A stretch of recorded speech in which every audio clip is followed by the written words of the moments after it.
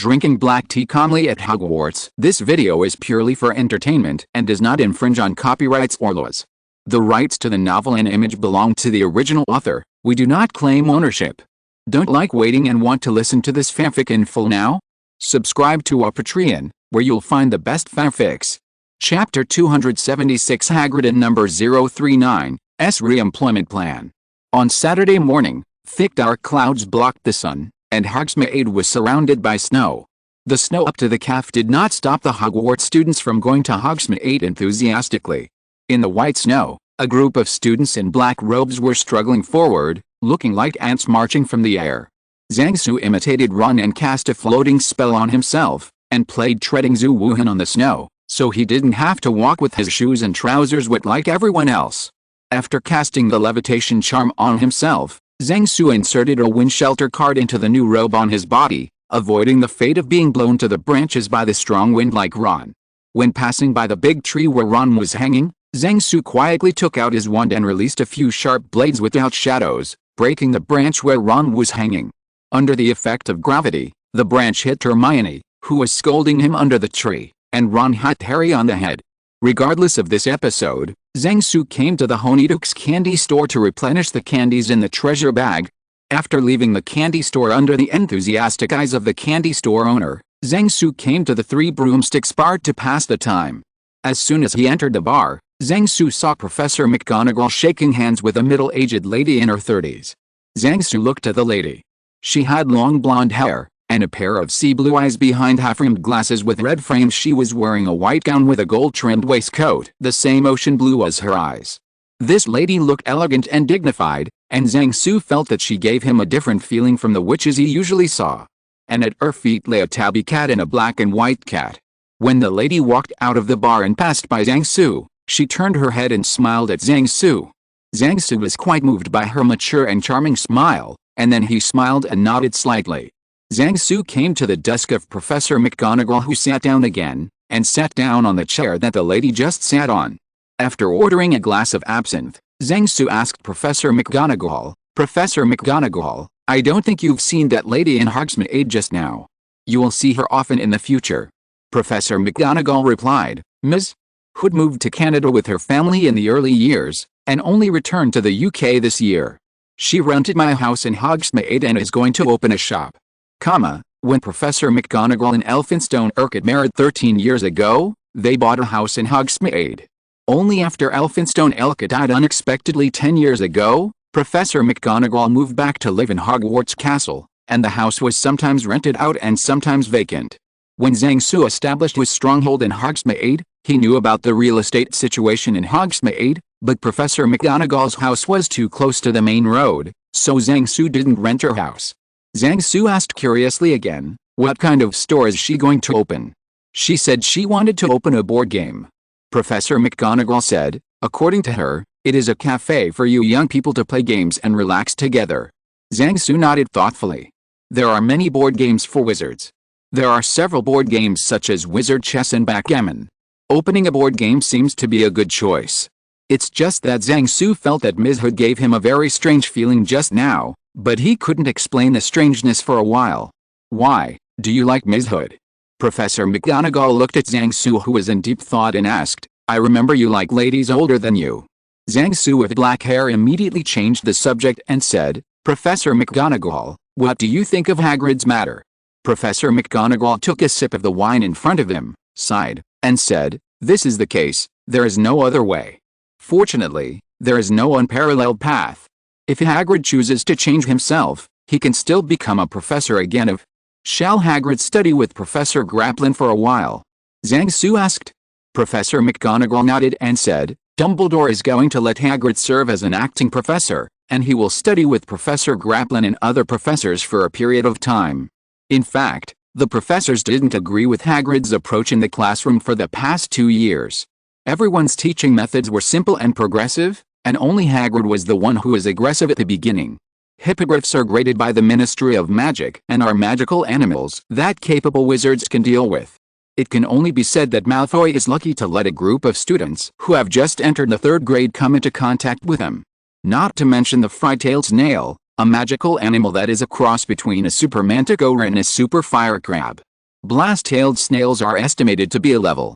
The Ministry of Magic's assessment of this level of magical animals is dangerous and requires specialized knowledge and skilled wizards to deal with them. Moreover, the habits of blonde-tailed snails are unknown. Let 14-year-old students deal with this animal, but nothing major happened, so I can only say that Hogwarts is well feng shui. While chatting with the professors in the faculty lounge, Zhang Su complained about which level of magical beasts Hagrid thought students of which grade should learn. It's just that Hagrid's background is too hard, McGonagall taught at the beginning. The professor had reported this problem to Dumbledore once, but Dumbledore made it a small matter, and made it a small matter. Later, the arrival of Professor Graplin, who was a substitute teacher, made other professors see the best candidate to replace Hagrid. In this year's professor review, Professor Graplin also got very good grades. In Zhang Su's eyes, Professor Graplin is very boast. She didn't mean to take the initiative to compete with Hagrid for the seat. In her eyes, the position of the professor is just a matter of chance. Loudang would come over when he needed her to sit in this position, and leave with a pipe in his mouth when he didn't need it. He came and went. Go, the wind is light and the clouds are calm, neither happy nor sad. Now that Hagrid has been dismissed, the professors don't know whether to be happy or sad. The good news is that everyone has a reliable colleague, and the students can receive a better education. The sad thing is that Hagrid was taken away by Percy, and everyone is inevitably a little bit sad. Learning from other professors, Zhang Su immediately noticed this.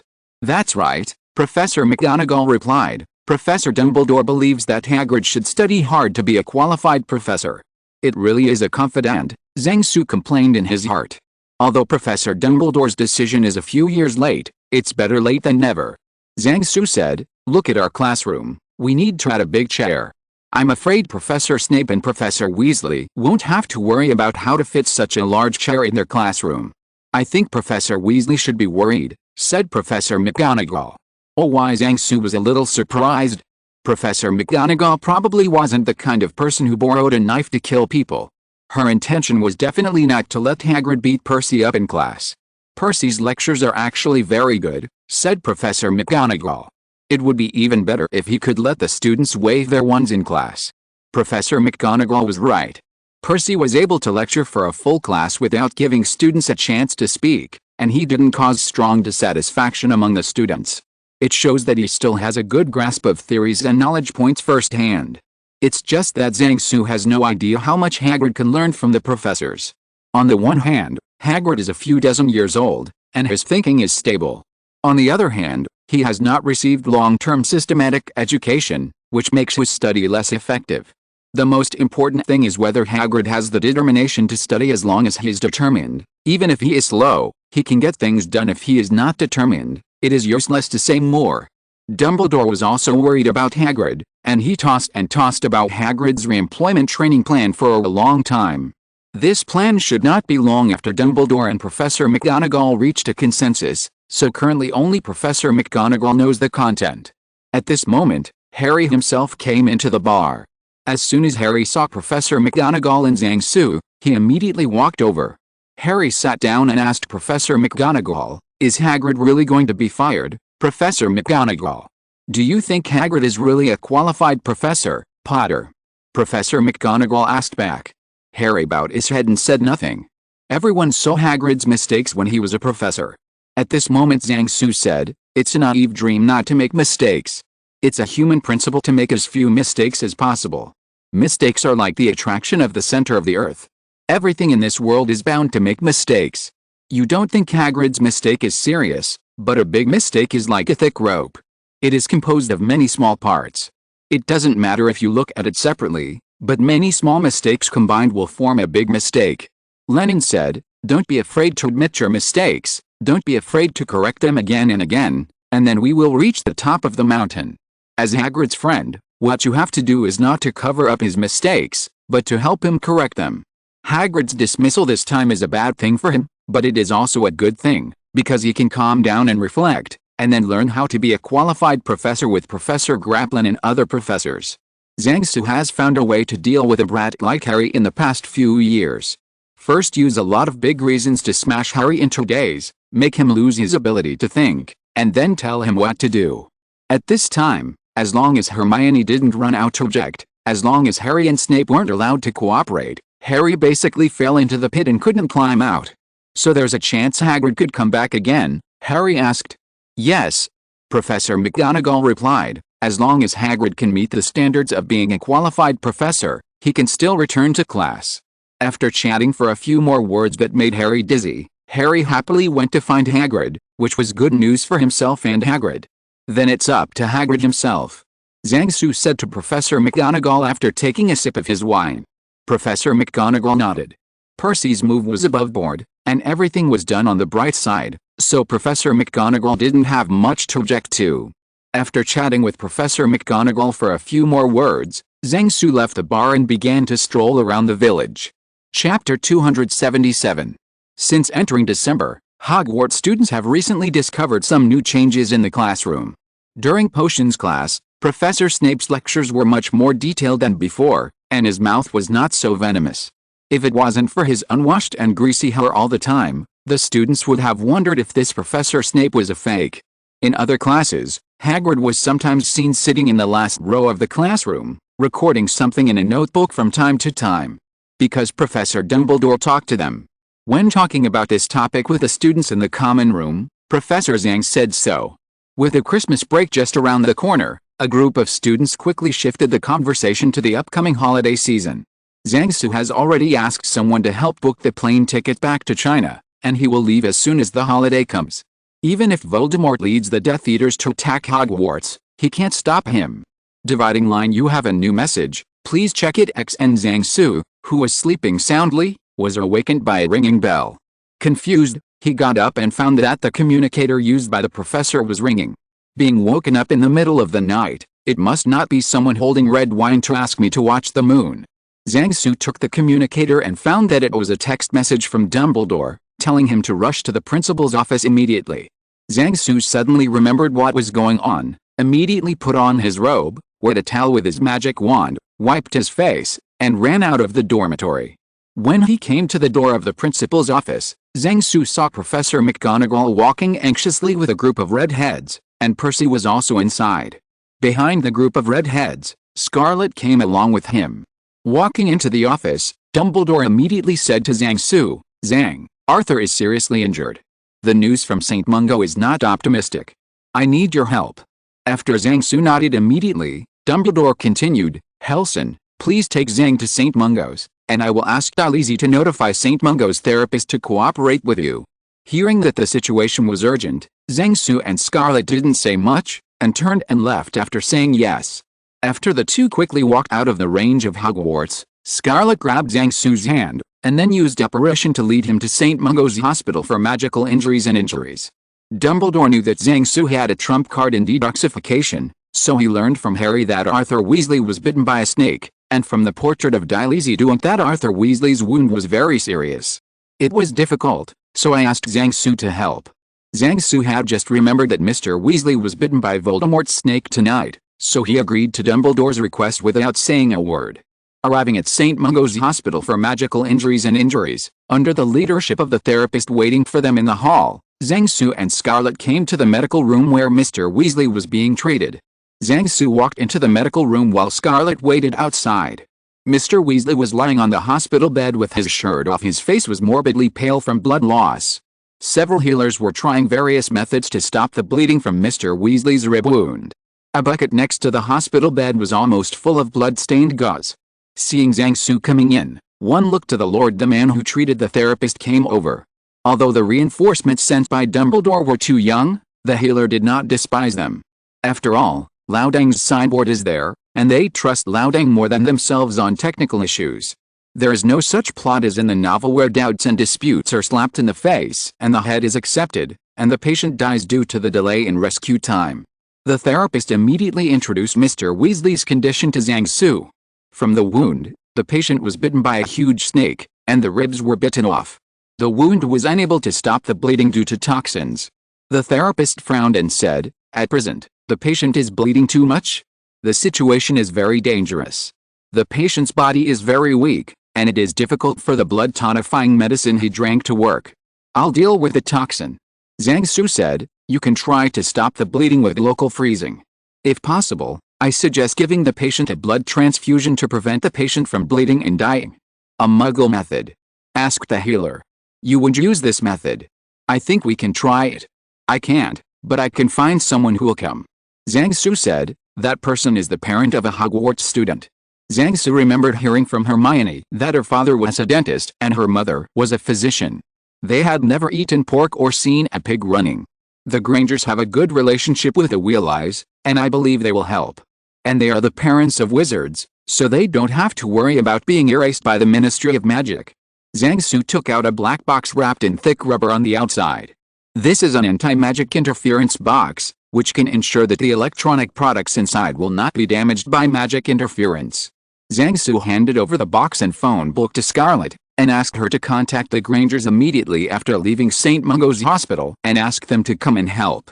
The therapists began to stop Mr. Weasley's bleeding with partial freezing according to Zhang Su's suggestion. This method Zhang Su only saw name on the internet in his previous life, and he didn't know anything about the specific operation. However, this is a magical world, and there should be no such thing as a successful hemostasis, but the patient dies. And this looks more reliable than the ignited bullet flame in the novel to stop bleeding. Zhang Su walked to the other side of Mr. Weasley's wound, took out a first aid kit and put it on a shelf beside him, opened the first aid kit and took out a small syringe sealed in a plastic bag. Then he took out another ampoule, cut open the bottle, sucked 0.1 anti-venom with a syringe, and then added 1.9 physiological sodium chloride injection to make an injection. Relying on the kung fu practice by giving Wonka injections at home, Zhang Su injected 0.1 medicine into the palm of Mr. Weasley's forearm. After the injection, Zhang Su remembered that he forgot to disinfect Mr. Weasley's arm with alcohol. Anyway, in this magical world, it should be fine without disinfection, Zhang Su thought. After giving Mr. Weasley the anti-venom skin test produced by his own basilisk venom, Zhang Su took out a test strip for rapid blood testing from the first aid kit. This test strip can detect bleeding types within 1 minute. Seeing that Mr. Weasley had type O blood, Zhang Su was relieved. Since Zhang Su himself has type O blood, he can be given blood transfusions when necessary. At this point the therapists had temporarily frozen Mr. Weasley's wound, and the bleeding had been stopped. Next, Zhang Su tested the blood types of the therapists who were willing to donate blood, waited for the skin test reaction of the anti-venom serum, and waited for the rescue. Chapter 278, During Treatment. More than 20 minutes after Scarlet left, she returned to the ward with the Grangers carrying a first aid kit. At this time, Zhang Su was measuring Mr. Weasley's blood pressure. Due to excessive blood loss, Mr. Weasley's blood pressure is now very low. The Grangers who came to the ward did not exchange pleasantries. While checking Mr. Weasley's injury, they communicated with Zhang Su and the therapists about Mr. Weasley's injury. But it was all the therapists who were talking about something so magical that the Grangers couldn't understand, so Zhang Su replaced it with words that they could understand. On the contrary, some of the questions raised by the Grangers were also asked by Zhang Su to translate them for the therapists to listen to. After some communication, everyone began to formulate a treatment plan. Zhang Su only knew the other person's name when the blood type was tested just now. The chief therapist Heber Messick said, "We can easily solve the patient's rib fracture. The biggest problem we face is the patient's massive blood loss and exposure to toxins. The wound caused by the impact of the wound cannot stop bleeding and heal." Hearing that the wound had stopped bleeding, Mr. Granger looked at the wound on Mr. Weasley's rib with a thin layer of ice, and his face twitched. Then Zhang Su pointed to the picture formed on Mr. Weasley's forearm due to the skin test and said, "Just now I gave Mr. Weasley an anti-venom allergy test, and the result was negative. But my anti-venom is a broad-spectrum anti-venom, and the snake's venom contains a special compound toxin that has been modified by magic, so it can completely neutralize the toxin, but it can solve the problem of wounds that cannot stop bleeding. The only problem is that the speed of wound healing will still be affected by some toxins." Zhang Su looked at the Grangers and said to them, "Just like broad-spectrum antibiotics, they are effective against most bacterial infections, but have limited effects on some special bacteria." Just now Zhang Su observed Pichu for a while in front of the anti-venom manual, and found that there was still a trace of black line on Pichu. After making a small cut with a scalpel next to Pichu, it was found that there was no problem in stopping the bleeding, but the healing of the wound was affected. After all, it is an anti-venom made from the venom of a young basilisk, and Voldemort's snake is probably upgraded, so it is not as effective as the venom of the 1,000-year-old basilisk. Zhang Su then pointed to the blood type test strip on a small table next to him and said, Mr. Weasley's blood type is O, and among our people, only this Mr. Augustus Pye has O blood type. Augustus Pye was an intern therapist at St. Mungo's Hospital. When Zhang Su first arrived at Hogwarts, he was in the 7th grade. Both of them were students of the Eagle Academy, and they also brushed a copy of a Quirrell together. Over the years, Augustus Pye, who aspired to become an excellent therapist since he was a child, has always wanted to try the treatment methods such as blood transfusion and stitches mentioned by Zhang Su before, but he never had the opportunity. Can I transfuse a patient? Asked Augustus Pye. Mrs. Granger looked at Augustus Pye and said, some diseases are transmitted through blood. Are you in good health? According to the standard procedures of modern hospitals, blood donated by blood donors must be tested before it can be used for transfusion. The direct blood transfusion method is only used as an emergency treatment method in places such as battlefields and disaster first aid. But in Mrs. Granger's subconscious mind, in the magical world, it should be no problem to treat most blood-borne diseases. After all, Hermione often told her parents that after the bones in her arms disappeared, they drank medicine and grew back. Mr. Granger often thought when he was pulling out a kid's tooth, it would be great if his daughter could directly remove the cavities of the kid, so as not to hear the kid tearing it up. Heartbreaking cries. And Mrs. Granger's question is only out of professional habit. There's nothing wrong with my body, I don't have any disease, Augustus Pye said. Augustus Pye was very excited to experience a blood transfusion for himself. Mr. Granger said at this time, I am also type O blood, and I can also give Mr. Weasley a blood transfusion. And one person should not donate too much blood at one time. I am physically stronger than you, and I donate more blood than you at one time, so let me transfuse Mr. Weasley. Since the wound is slow to heal, I can finally put stitches into the wound. Augustus Pye looked at his small body, and had no choice but to give up the position of blood donor. Later, when he heard of stitches, Augustus Pye's eyes almost lit up. Then let's give Mr. Weasley a blood transfusion and inject anti-venom at the same time, and then treat the wound. Zhang Su said after summarizing. Although several people wrote a lot of words together, it only took a few minutes. After the treatment began, Zhang Su was glad that he had invited the Grangers. After all, it was best to leave professional matters to professionals. The half bucket of water he had practiced on Wonka could be done by tying a vein. Make a star in the sky to join the Big Dipper. After more than 100 years of development, direct blood transfusion has also been regulated accordingly. As an emergency blood transfusion method, the Granger couple, who were trained in majors, were no strangers to the direct blood transfusion method, especially Mr. Granger, who had served in SAS, had received corresponding training back then. The direct blood transfusion method is different from the two people in Zhang Su's imagination, lying separately and connected by a tube in the middle. This ancient method has been eliminated. Mrs. Granger took out the largest intravenous syringe and 2 largest needles from the first aid kit they brought, and Zhang Su felt a little frightened.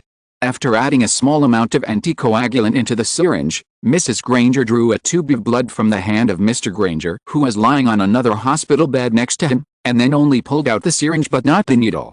Stupa can reduce the bleeding by applying pressure on the distal end of the vein with his fingers. After a new needle was replaced, the blood was injected into the vein on Mr. Weasley's hand. Here, Zhang Zule pressed the distal end of the vein with his fingers.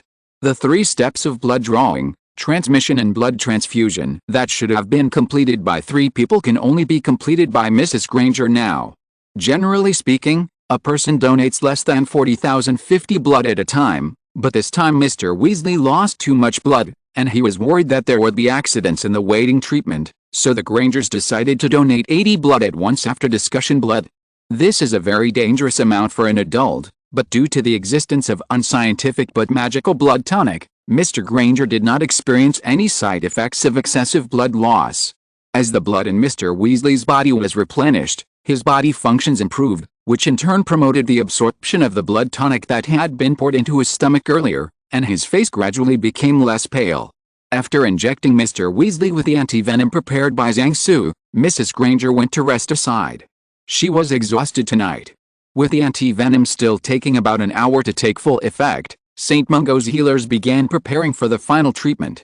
Zhang Su, on the other hand, took Mr. Weasley's blood pressure every once in a while and observed whether he had any adverse reactions. Mr. Weasley's face began to flush as the anti-venom took effect. Chapter 279. Seeing that Mr. Weasley's complexion improved, it was St. Mungo's turn next. The main healer, Smethick, rejected Mr. Granger's suggestion about stitches, saying that he would let the Muggle colleagues take a good look at their own skills. After removing the ice that froze the wound, the blood in the wound kept gushing out. When Smethick poured a bottle of liquid medicine on the wound stopped bleeding immediately. It's just that the next potion to heal the wound has no obvious effect, so the wound can only be bandaged first. After some inspections, everyone confirmed that Mr. Weasley was out of danger. After the tense nerves were relaxed, a burst of exhaustion rushed into Zhang Su's heart, so he found a chair beside him and sat down. The Grangers, Hypocrites Messick and Augustus Pye did the same, and they found a nearby chair to sit down and rest. It seems that Mr. Weasley's life is not in danger, Smethick said after a sigh of relief. Although the heartbeat and blood pressure are low, they are not within the dangerous range. They should recover after a few more days of treatment. Mrs. Granger said that the few hours of rescue experience tonight made her feel very novel. The toxin this time is really troublesome, Mr. Smethick. Can you give me some after the toxin is separated? Zhang Su continued. As if winning a battle, the tired faces of the 5 people showed joyful smiles. At this moment, Mrs. Weasley and Bill, who had been waiting outside for a long time, rushed into the medical room, while Percy turned and left after taking a look at the door. Mrs. Weasley looked at Mr. Weasley, who was still asleep in front of the hospital bed for a while, then turned around and kept shaking hands with the therapist and Mr. and Mrs. Granger, and kept saying words of thanks. Zhang Su, who was sitting on a chair talking to Bill, was suddenly hugged by Mrs. Weasley, who came over and hugged him. Thank you, Zhang is really grateful to you. If it weren't for you, Arthur would be afraid while saying thank you. Mrs. Weasley hugged Zhang Su tightly. Outside the medical room just now, Scarlet and Mrs. Weasley described the whole treatment process. After several minutes, Mrs. Weasley let Zhang Su go, letting him avoid the chest murder. The other therapists then took Mr. Weasley into a ward suite. This ward is clearly prepared for local tyrants. There is a living room outside the ward, and there are many green plants that can make people feel happy. Just now when the hospital staff asked Bill for his opinion on the ward issue, Bill only said I want the best, and the staff arranged a minister for the father of the local tycoon who donated a large sum of gold coins to the hospital not long ago. Level wards. Although Mr. Weasley has not woken up, which makes Mrs. Weasley very worried, but the chief therapist Smethick said that this is a normal phenomenon, and the patient will wake up soon. The rest of the patient's time was left to the family members. After walking out of the ward, Smethick said to Zhang Su and the others, let's go to the tea room on the 6th floor and have a cup of coffee together. After the Grangers muttered a few words, Mr. Granger said, okay, it happens that our vacation starts today, and there is nothing to do today. It can be seen that the Grangers have a lot of questions and want to chat with fellow wizards, and there are many opportunities to come to the Wizarding Hospital. Zhang Su looked at his watch and found that it was almost 5 o'clock in the morning. And NBSP, I'm going back to Hogwarts first, Zhang Su said to the others, I still have class today. After bidding farewell to everyone, Zhang Su and Scarlet left St. Mungo's Hospital together. It's better to have unpolluted air. After staying in Hogwarts for a long time, I'm not used to the air in London, Zhang Su said after returning to Hogwarts. Then you can find a place to live in a deep mountain and old forest, Scarlet said on the side. It only needs to be connected to water, electricity, internet and express delivery, Zhang Su said. After returning to the dormitory to catch up on sleep, Zhang Su came to the cafeteria before the owl rain, and hurriedly ate breakfast. Neither Harry nor the Wheel Eyes appeared at the dinner table in the Lion Court, which made students who didn't know the truth talk about it. In addition, Percy, who did not appear on the professor's chair, made everyone's various speculations even more mysterious. When Zhang Su put a fried egg on the plate, he heard some people speculate that Harry and several other Wheel Eyes had ambushed Professor Weasley last night, and now Professor Weasley was sent to St. Mungo's Hospital after receiving treatment. Harry and the others were sent to the Ministry of Magic for trial. When Zhang Su was about to eat bacon, there was further news from the Lion Court. Last night Harry had a headache and fainted again after eating a few oranges, and was sent to the school infirmary. The orange was poisoned, and the murderer was Professor Weasley, and now other Weasley students are assisting the Aurors to capture Professor Weasley. By the time Zhang Su started to eat oatmeal, the rumors became that Harry had abandoned Ginny all the time, and the Weasley brothers were looking for him to settle accounts with him. When the rumors became that Harry and Ginny went back to their hometown to marry their son, the Owl Rain arrived as scheduled. After reading the Daily Prophet about Arthur Weasley being injured in the Ministry of Magic last night, all the rumors died down. Zhang, do you know what happened to Mr. Weasley? Before Zhang Su went to tell Hermione about what happened last night, Hermione came here by herself. Seeing that there was still some time before class, Zhang Su took Hermione to an empty classroom nearby. To put it simply, Harry discovered that Mr. Weasley had been attacked last night, and then Mr. Weasley, who was dying, was sent to St. Mungo's Hospital for magical injuries, and then he was treated with the help of your parents. Turn the crisis into safety, Zhang Su said to Hermione. And many more. Zhang Su's words contained too much information, and Hermione couldn't handle it, and then she said, how did Harry know that Mr. Weasley was attacked, and how did my parents go to St. Mungo's? You can ask him about Harry when you see him yourself. Zhang Su replied, Mr. Weasley's condition was very dangerous last night. His wound was infected by venom and could not stop the bleeding, causing serious blood loss. Then I asked your parents to come over and help Mr. Weasley with a blood transfusion. After telling Hermione what happened last night, the two went to class separately. The next day was the last day before the Christmas holidays, and the affairs of Harry and the Wheel-Eyes were overshadowed by the upcoming holiday. There were no classes in the afternoon, and the students took the train home after attending the Christmas banquet. Zhang Su didn't attend the Christmas banquet. He had asked for leave in advance and ran away as soon as the morning class was over. As a result, as soon as he arrived in London, Zhang Su knelt down. Affected by the snowstorm, all flights at the airport were delayed indefinitely. Chapter 280. The Sound of BIU Rush Back. Tonight was Christmas Eve, and the auditorium was decorated in the style of celebrating Christmas, with mistletoe and holly decorated with ribbons and lights on the surrounding walls. In addition to a Christmas tree covered with ornaments in the middle of the auditorium, a circle of tables around the Christmas tree is filled with various foods and drinks. Tonight, the international students who are celebrating Christmas in the school gathered here to celebrate the festival. After the students took food and drinks from the table, they found a table with their friends in twos and threes, sat down and chatted together. Many students, especially boys, were chatting while paying attention to a table in the corner. Sitting in front of that table was the goddess that many boys in the campus had in mind. Although some boys took the opportunity to strike up a conversation tonight, but the other party kept a cold face, ignored the person who came to strike up a conversation, and just ate the dishes on the plate in front of him. If someone refused to leave, she would wave her hands away with a cold face.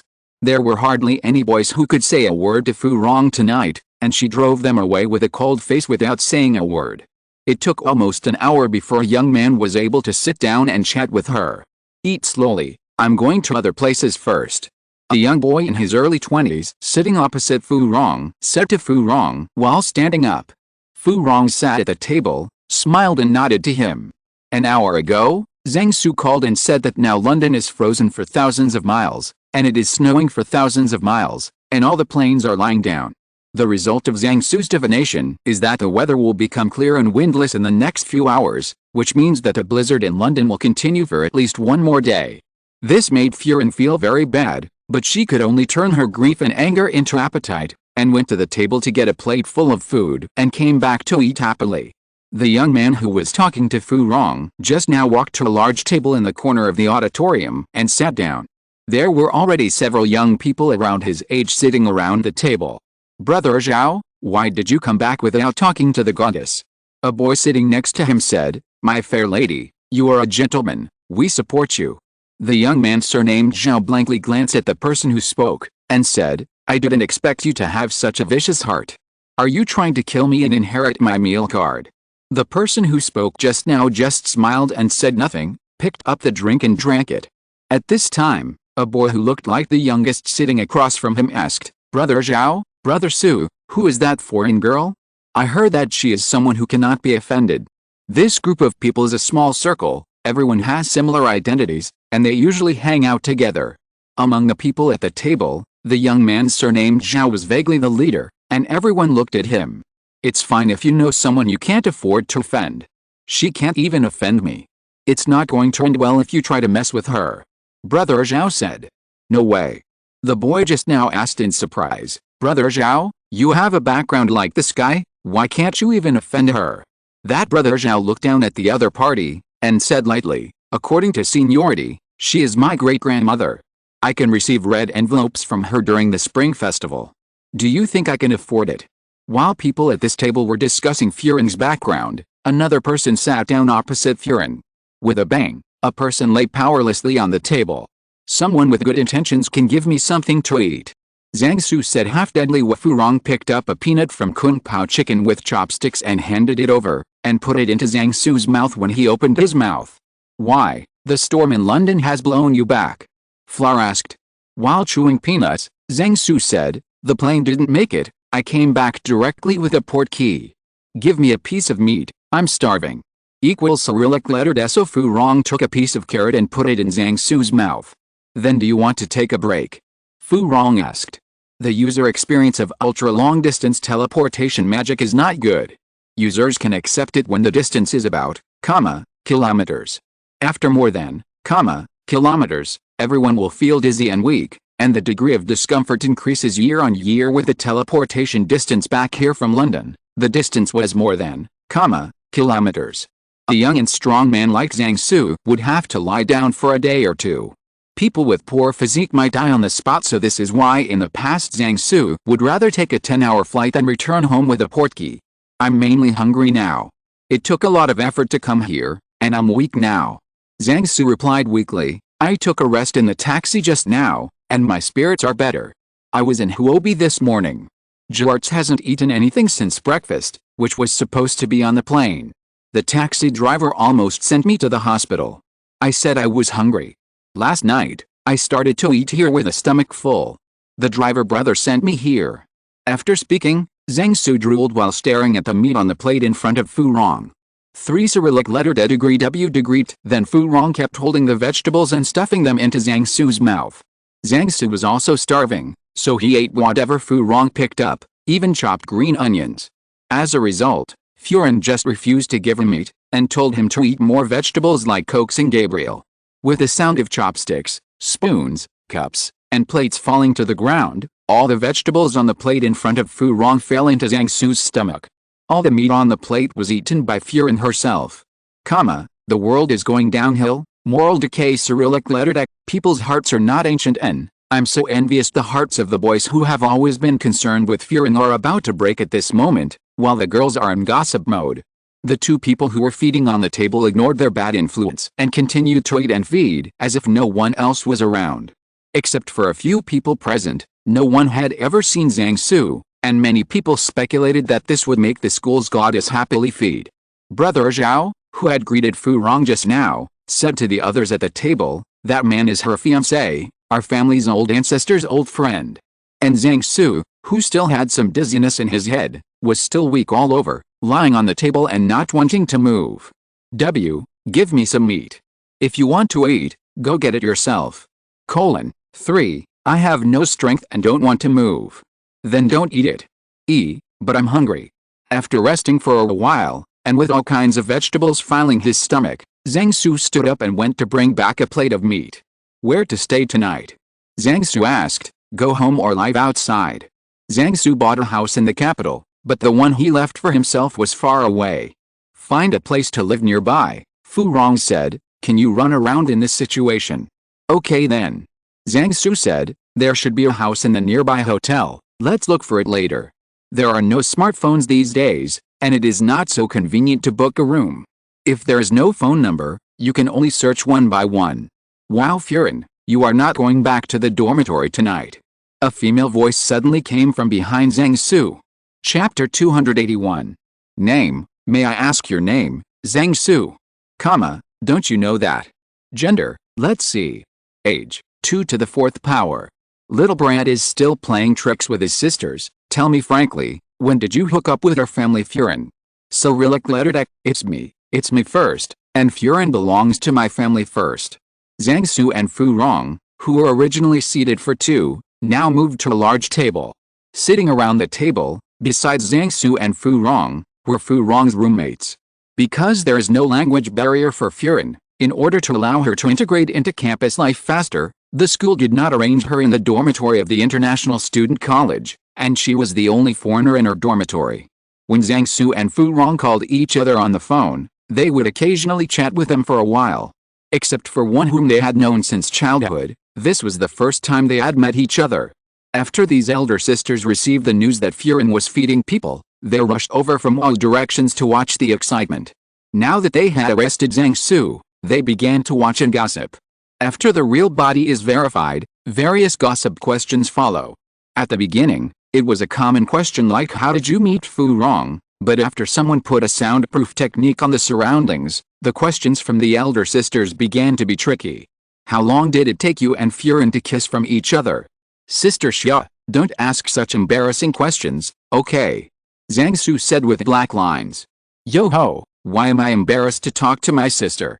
Xiao Fixia, the eldest sister who grew up with Zhang Su and Furin's roommate, said, I even helped you take a bath when you were young.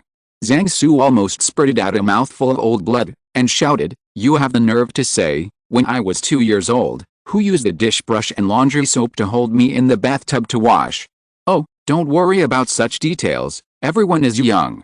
Xiao Fixia said, at most, I won't tell Fu Rong about giving flowers to girls when you were 7 years old.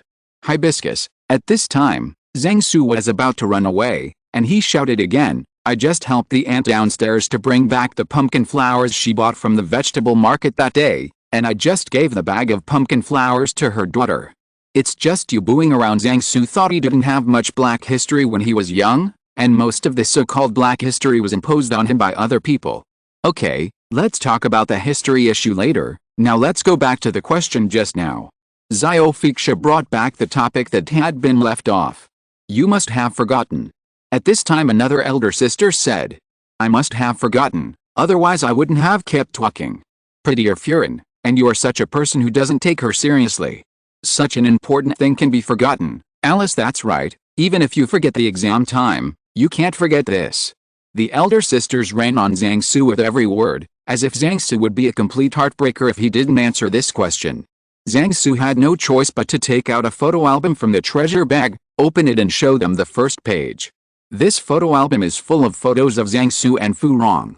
There is only one photo on the first page, which is when they were in front of the ice and snow castle. Kissing photos. The ones inside are all the photos taken when I hung out with Fleur before, and at Hogwarts in the last school year. The elder sisters took the photo album, put it on the table and gathered together to look at it. Wow, it was Furin who took the initiative. I knew this kid wasn't so bold. While the elder sisters were talking about the photos, the kinetic energy of Fu Rong's left heel was transformed into the pain energy of Zhang Su's right toe. The photos in this album are fine. Zhang Su whispered to Fu Rong, some photos are in another album. Only then did Fleur move her foot away. When the elder sisters wanted to open the second page, they found that they couldn't open it anyway.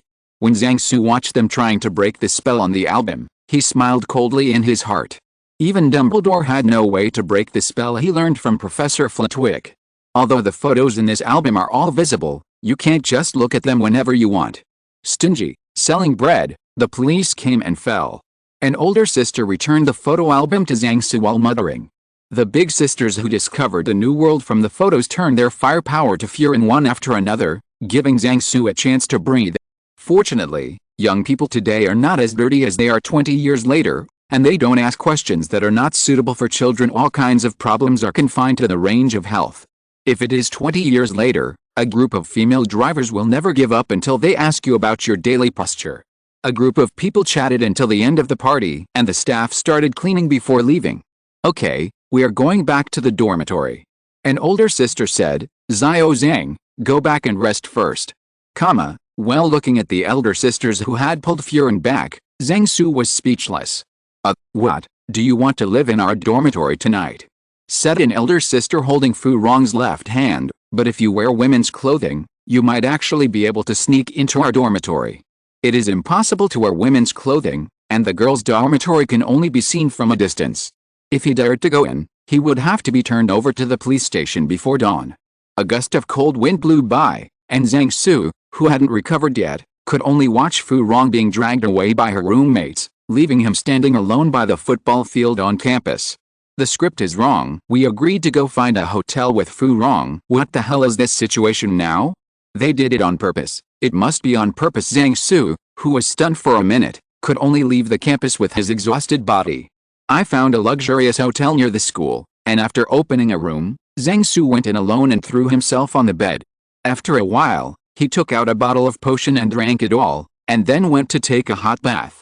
There is no specific medicine to solve the sequelae of ultra-long-distance travel with the portkey, and other medicines can only be used to alleviate the adverse reactions. As soon as he came out of the bathroom, Zhang Su's cell phone rang. "Where are you?" Fu Rong on the other end of the phone asked. "The hotel 500 meters to the left of the school gate, room 666. Zhang Su replied. "I'll go find you later when I get away," Fu Rong said. "Well, I asked the front desk to leave the room card for you," Zhang Su said. Chapter 282 Holiday. There are a lot of troubles. Zhang Su, who had slept all night, woke up to the classic ringtone of the Nokia mobile phone. After calling the front desk last night to ask the girl at the front desk to leave the room card for Fu Rong, Zhang Su fell asleep on the bed. Because his body was so exhausted, Zhang Su slept like a dead pig last night, and he didn't know if Fu Rong had come. A bag of steamed buns and a cup of soy milk next to the mobile phone on the bedside table proved that Furin had been here. Has little lazy pig woke up? Fu Rong asked on the phone. "Well, I just got up," Zhang Su said in a daze. "I bought buns for you this morning and put them next to your phone. You saw it." Fu Rong said, "Come over and have dinner together after school at noon." "Okay, I'll go find you after school," Zhang Su said. There is no such thing as a Christmas holiday in China, so Zhang Su had no choice but to find Furin after school. After getting up and washing up, Zhang Su saw the Christmas present that Furin gave him on the table. Open the gift box, there is a beautiful watch inside. So Zhang Su put away the Horcrux detector of the part-time watch made by Dong Nia, and put on the watch given by Fu Rong. Zhang Su turned on the TV, then sat on the bed and ate buns. What is broadcast on TV is the latest issue of Military World, and today's content is to introduce the Indian Navy. The special guest on TV was Uncle Zhang, whom Zhang Su had met in St. Petersburg, and he said, "Just keep the engine room of the Virat aircraft carrier from getting flooded." Note: after silently lighting the wax on the Virat in his heart, Zhang Su ate all the buns. After a night of deep sleep, Zhang Su's physical condition has recovered fairly well. Now he can't fight, but his daily life is fine. This is also returning to China. Zhang Su would not dare to sleep like a dead pig in Hogwarts. At the same time as the bell rang for the end of get out of class, Zhang Su, who almost overslept after returning to the cage, came downstairs of the teaching building. Fu Rong quickly walked out of the teaching building. "Let's go to the cafeteria to eat." Fu Rong took Zhang Su's hand and led him to the cafeteria. Along the way, Furin changed from her usual haughty painting style in front of everyone, and leaned against Zhang Su like a small bird, which shocked many people who knew her. Along the way, Fu Rong kept introducing Zhang Su to people she knew. People who met Zhang Su for the first time had different expressions, but basically it's girls who look surprised, and boys who have failed at high scores. Zhang Su, who quickly guessed Fu Rong's intention, let go of his hand with Fu Rong, and gently wrapped his arms around her waist.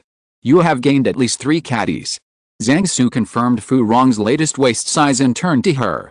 Responding to Zhang Su was Fu Rong's elbow that hit Zhang Su's weakness. For some unknown reason, the school cafeteria placed a weighing scale next to the entrance of the cafeteria. Don't use the levitation charm on yourself. It took Zhang Su a lot of effort to pull Furin onto the weighing scale. "I gain weight because I wear a lot of clothes in winter, do you understand?" Even though Furin said so, when ordering vegetables in the cafeteria, all they want are green vegetables. And Zhang Su, who rarely revisited the university cafeteria, used Furin's meal card to swipe a bowl full of meat dishes. Under the crowd, the two of them did not feed like last night, but chatted while eating normally. "What activities do you have in the afternoon?" Fu Rong asked Zhang Su. "I still have classes in the afternoon. I'm going to meet a friend in the afternoon," Zhang Su replied. "People from my company will come over tomorrow, and there will be a meeting then." "What about the next few days?" Fu Rong asked again.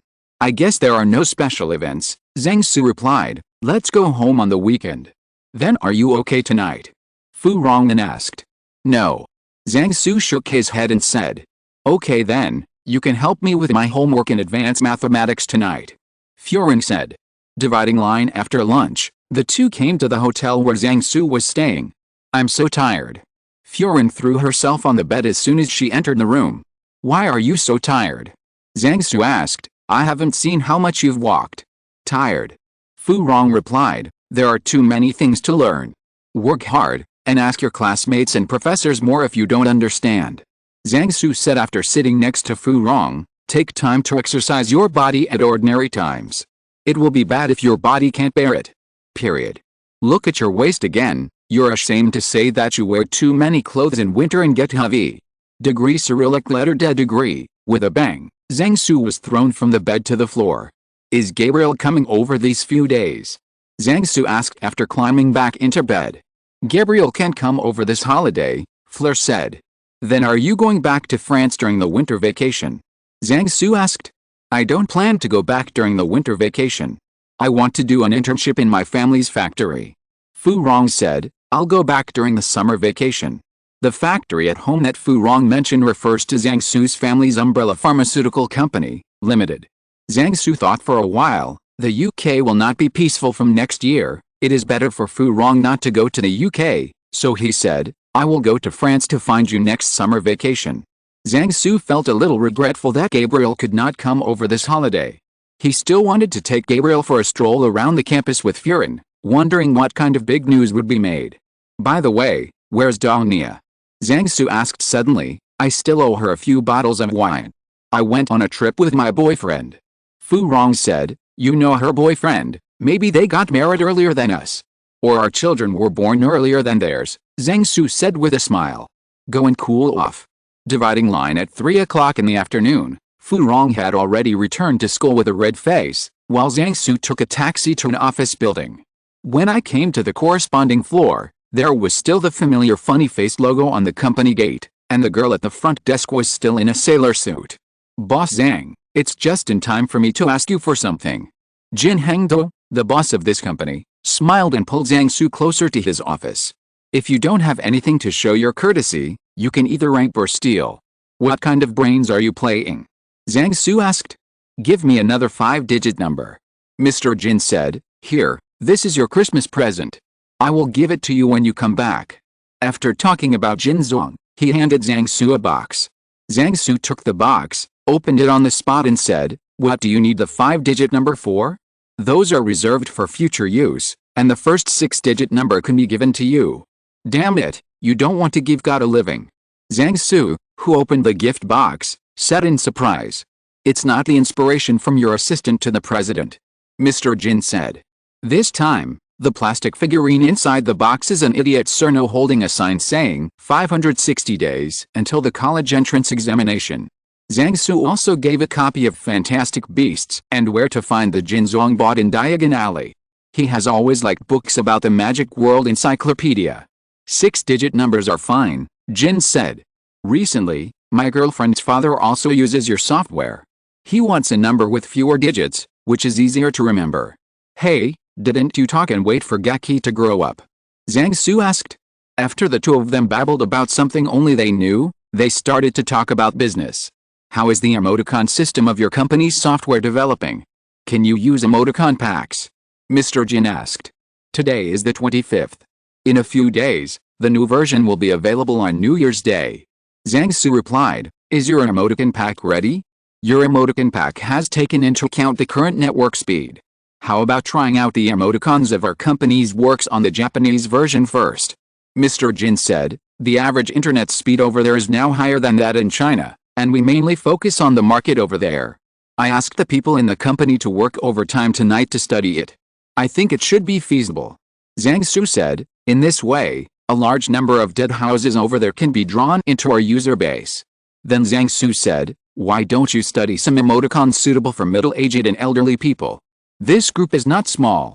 Just use, emoticons to test the water first. The two of them then settled on the general direction of the matter, and let the subordinates work overtime on the details. Dividing line at first Zhang Su thought that Fu Rong asked him to help with the high math homework as a joke, but when the two of them returned to the hotel room after dinner, Fu Rong took out a stack of high math homework, and Zhang Su, who was half undressed, was stunned, so she wasn't joking. Chapter 283. If this style of painting collapses, it will collapse. After renting a meeting room in the hotel and having a 2-day meeting with his company's executives, Zhang Su had nothing to worry about. In the following days, Zhang Su lived a life of killing time in the school library during the day, having dinner with Fu Rong when it was time to eat, and helping Fu Rong with her high math homework when it got dark. During the period, Furin's doormates strongly urged Zhang Su to treat them to a meal, otherwise they would lock Furin in the dormitory every night and not let her out. Zhang Su simply invited them to have a meal at number 2 Fucheng Road, and they will need their help to take care of Fu Rong in the next few years. Zhang Su's company cooperated with the computer department of the university, invested a lot of money to establish an industry university research base, and donated a computer room to the university library, so he easily obtained the permission to use the computer room of the university library. In the corner of the computer room, Zhang Su and Zhao Zhao were playing Warcraft 2, Kurosio, which was released last month. Zhao Zhao's brother Zhao Hu chatted with Fu Rong for a few words on Christmas Eve. "Zhao Zhao, you don't have to go to class these days, you just stay with me." Zhang Su asked. "Master Zhang, the school leaders are counting on me to trick you into donating something to the school." Zhao Zhao replied. The two have known each other for a few years, and they have developed a friendship by playing games together these 2 days, so there is no need to beat around the bush when talking. The landlord's family has no food left. Zhang Su sighed and said, "Our company is still in its infancy. In recent years, we can only rely on burning money to attract customers, so we don't have to expect to make a profit. Since the company opened, it has cooperated with the top universities in the country, donated more than 20 computer rooms like this one, and the company has no extra money. Played 2 more online games, and at around 4 o'clock in the afternoon, Zhang Su's earphones sounded beeping. Let's not play for now, someone is looking for me," Zhang Su said. Warcraft 2 is a DOS game. Zhang Su used the DOS emulator to play under Windows 95 in order to open the chat software while playing the game. Click on the fat pigeon icon in the lower right corner of the Win95 desktop, and a dialog box pops up. Zhang Su didn't refer to everything when he cottage QQ, and according to the habits of the Chinese people, he named the Chinese name of this software Fat Pigeon Chuanshu, which is a homonym for flying pigeon Chuanshu. The mascot is a fat like a penguin, a white carrier pigeon with a blue scarf. "Which beauty contacted you?" Zhao Zhao asked. "My classmate in England." Zhang Su replied, "Have you read the history of Western magic? It's the Harry Potter that appeared on the last 2 pages. Yo, you're still a celebrity." Zhao Zhao said in surprise. "Why are you so surprised by such a small character?" Zhang Su said speechlessly, "You have an ancestor in your family, and at least half of the names in the modern history textbook went to your house for dinner. I thought you didn't care about celebrities." "I'm used to it." By the way, Zhao Zhao suddenly remembered something, and then said, "Grandfather asked me to tell you that there is an inscription written by Mr. Lu Sun that he dug out from his study not long ago. Grandpa told me to go over and get. Is that the inscription I haven't said?" Zhang Su asked, "I'll go over after dinner tonight." "What did that Harry Potter want from you?" Zhao Zhao asked curiously, "Do you want to go back to school early?" Zhang Su looked at Harry's message asking if he was there, and then typed, "What's the matter? Why did you come out and surf the internet? Please be careful and send it back." "It's okay, that guy scared himself and frightened himself," Zhang Su replied while typing and chatting with Harry. When the English version of his own software came out, Zhang Su opened an account for Harry, Hermione's family and others, asking them to help promote the software. Later, this software quickly spread among Mr. Dursley's company, the hospital where Mrs. Granger worked, and Mr. Granger's old comrades in arms. So now there is a scene of chatting with Harry Potter on the internet in the world of Harry Potter. By the way, Zhang Su has set Death Eater and Dark Lord as keywords in the background of the system. If Voldemort and the others also go online, an alarm will be sent out in the background. "Harry, I'm at Hermione's house. Her house has internet access. I came here with Ron, Hermione, Sirius, and Lupin, and now they're right behind me." Zhang Su, "That's good, I have a hunch that something big will happen soon." Harry, "I may be controlled by Voldemort." Zhang Su, "Oh, when did it happen?" Harry, "TT was the night Mr. Weasley was attacked. I found myself turned into a snake and bit Mr. Weasley." Harry, "TT, I remember you said that I might be controlled by Voldemort. I'm afraid I was controlled that night." Zhang Su, "You asked Mr. Granger to help you check your teeth to see if you have grown 2 long fangs like a snake." Was Mr. Weasley's wand bitten by a snake or someone else? Bitten, we can still tell the difference. Zhang Su, Ron is by your side, let him come, I have something to ask him. Harry, Ron, is it really you? Zhang, this is really amazing. Zhang Su, shall I tell you what I saw in the corridor on the 5th floor last month? Harry, Ron, no, it's really you. Zhang Su, Ron, did Harry stay in the bedroom that night? Harry, Ron, yeah, he was in bed from the time he had a nightmare rolling around until he woke up. Zhang Su, then there's no problem. This means that Mr. Weasley was not bitten by Harry, because he never left Hogwarts. Harry, then could it be that Harry created a clone and left Hogwarts? I'm Hermione. Zhang Su, if there was such a magic, I would have learned it a long time ago. Let the avatar do the homework, and the main body can play. Harry, taught, but I was still worried. When I saw Professor Dumbledore later, I felt like I was the snake again, trying to bite Professor Dumbledore. Zhang Su, you're right to be worried, so go and concentrate on learning occlumency with Professor Snape. This time Voldemort may have discovered that you can see him, so you have to be careful. I've told you many times about the importance of learning occlumency. Harry, but I can't concentrate on my studies when I'm with Snape. Zhang Su, then I can't help it, take courage, boy from Gryffindor. Harry, TT, that's fine. Zhang Su, TT, you can stay at Hogwarts with peace of mind. I'll talk about the details when I go back. Harry, okay. Harry, by the way, thank you for the Christmas present. Oh, Zhang Su, D, as long as you are happy. This bread just doesn't make people worry. Zhang Su said after closing the dialog box on the desktop. Is it too much pressure? Zhao Zhao said. It's possible, the enemy is too strong, the revenge of his parents has not been avenged, his teammates are not very good, and he often likes to hide some key information from him. Zhang Su sighed and said, he doesn't even know how to die. It seems to be quite hard work. Zhao Zhao said after nodding.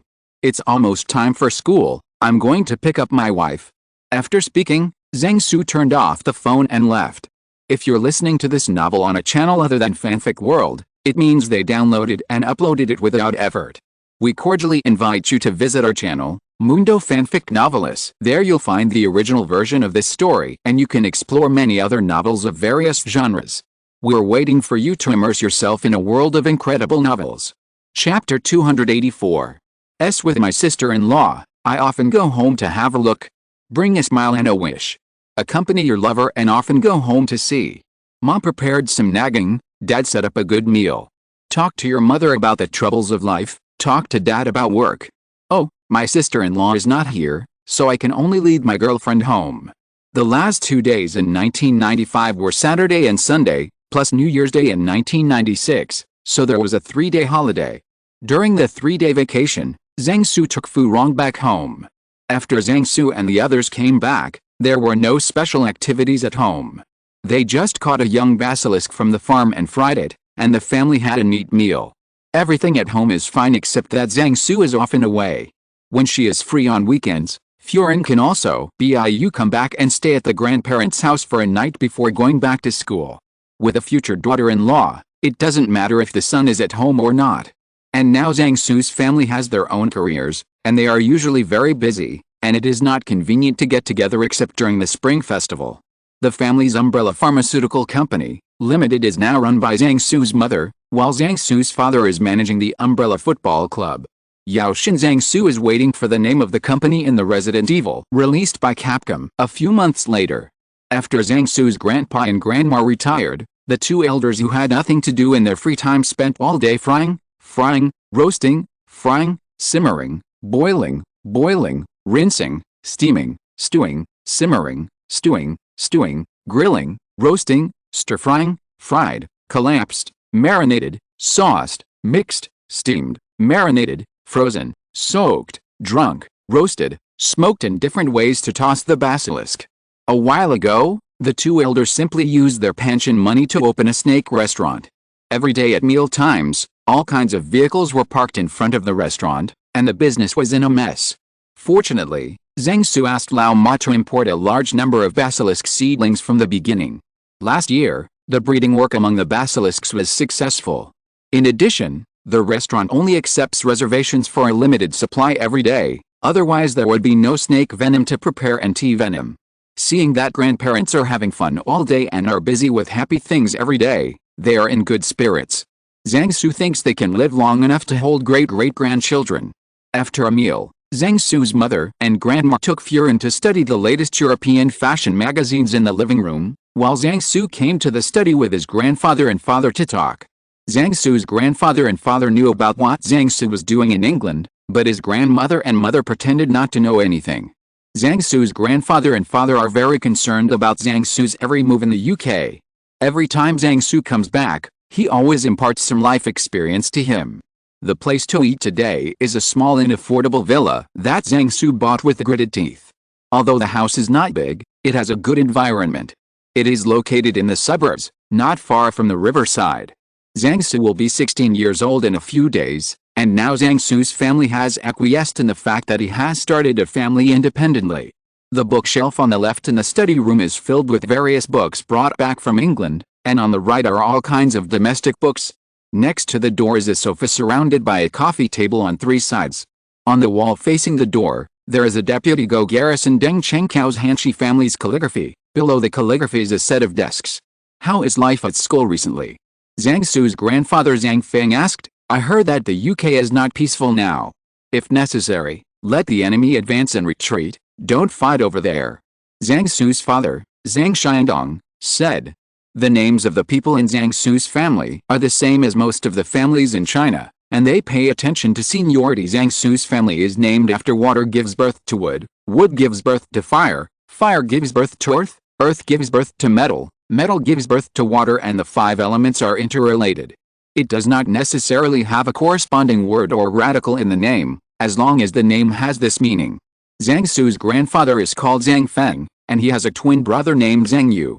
The wind and rain are related to water, so they belong to the water generation. Later, his 3rd and 4th brothers made up enough wind, rain, thunder and lightning, saying that when the 4 brothers were together, it would rain heavily. Zhang Su's father was of the wood generation, so Zhang Su's grandfather used herbs to name their 2 brothers. By the way, Zhang Jiu is also of the wood generation, and the he in the word autumn means wood. Now that Zhang Su is of the fire generation, the sun can also represent fire, and he was born on the morning of the, so the family named him Su without much thought. When Zhang Su was in elementary school, he fought with his classmates for the first time. One of the classmates said that what is lacking in a person's life should be made up in his name, so Zhang Su obviously owes his time. Faced with the concern of his grandfather and father, Zhang Su said, there is no problem over there, all actions of the reactionary leaders are under our control, and the anti-government assembly over there is a paper tiger. It is good to despise the enemy strategically, but we must pay attention to the enemy tactically. Zhang Xiandong said, I have fought for so many years, and I can survive with all the parts intact, relying on caution. Don't underestimate any opponent, especially the opponent who has always been known for his cunning. Before making up the knife to confirm that the opponent is killed, he must treat the opponent as alive. And don't blindly believe in previous experience. As long as you are a person, he will change. At this time, the other party can even use your thinking inertia to set a trap for you. Zhang Xiandong has fought on the front and hidden fronts for many years, and his opponents are all cunning guys. His experience in this area is much higher than Zhang Su's. After being reminded by his father, Zhang Su was a little scared. Although he doesn't rely on story for food, subconsciously he still uses story as the most important reference. Maybe such inertial thinking will make him suffer a lot. I remember. Zhang Su nodded to his father and said, no matter what you do, you have to remember that a person's power is always limited. Zhang Feng said, only by drawing up a reliable team can we do more. In a team, the people with the highest combat effectiveness are often the people you trust the most, and these people are your core team. As long as the core team is still there, even if the team is broken up, a new team can be quickly reorganized. Zhang Su continued to nod, accepting the teachings of his elders. If our side receives a piece of intelligence that we don't know is true or false, and the content of the intelligence shows that an important person has been captured, and we can't contact this person, how should we judge that this person is real? I was captured, or is this information a trap set by the enemy? Zhang Su asked several questions like this, some of which he wanted to get answers from different angles from his family. Chapter 285 Telecom Scammer Voldemort? Do you still remember the phone scam you mentioned before? Zhang Su's grandfather Zhang Feng said. The scammer pretends to be a staff member, asks you to turn off your mobile phone on the grounds that the communication failure needs to be dealt with, and then calls your family to say that you were in a car accident and entered the hospital for emergency treatment, and you need to send money there immediately. Then Zhang Su's father, Zhang Xiandong, took out his mobile phone and pressed it a few times, handing it to Zhang Su, and said, "There are also a few text messages like this that I have received before." Zhang Su took the phone, and what he saw was Mom and Dad, "I was arrested for having a room with the opposite sex. Please call the police officer 2,000 yuan quickly to let me out. So and so. 62,226, the bank, please don't call, come out and talk about it." Text messages like this. Let me see if there are any text messages from other beauties. Zhang Su said while checking his father's cell phone. If there is, I will still save it in the phone.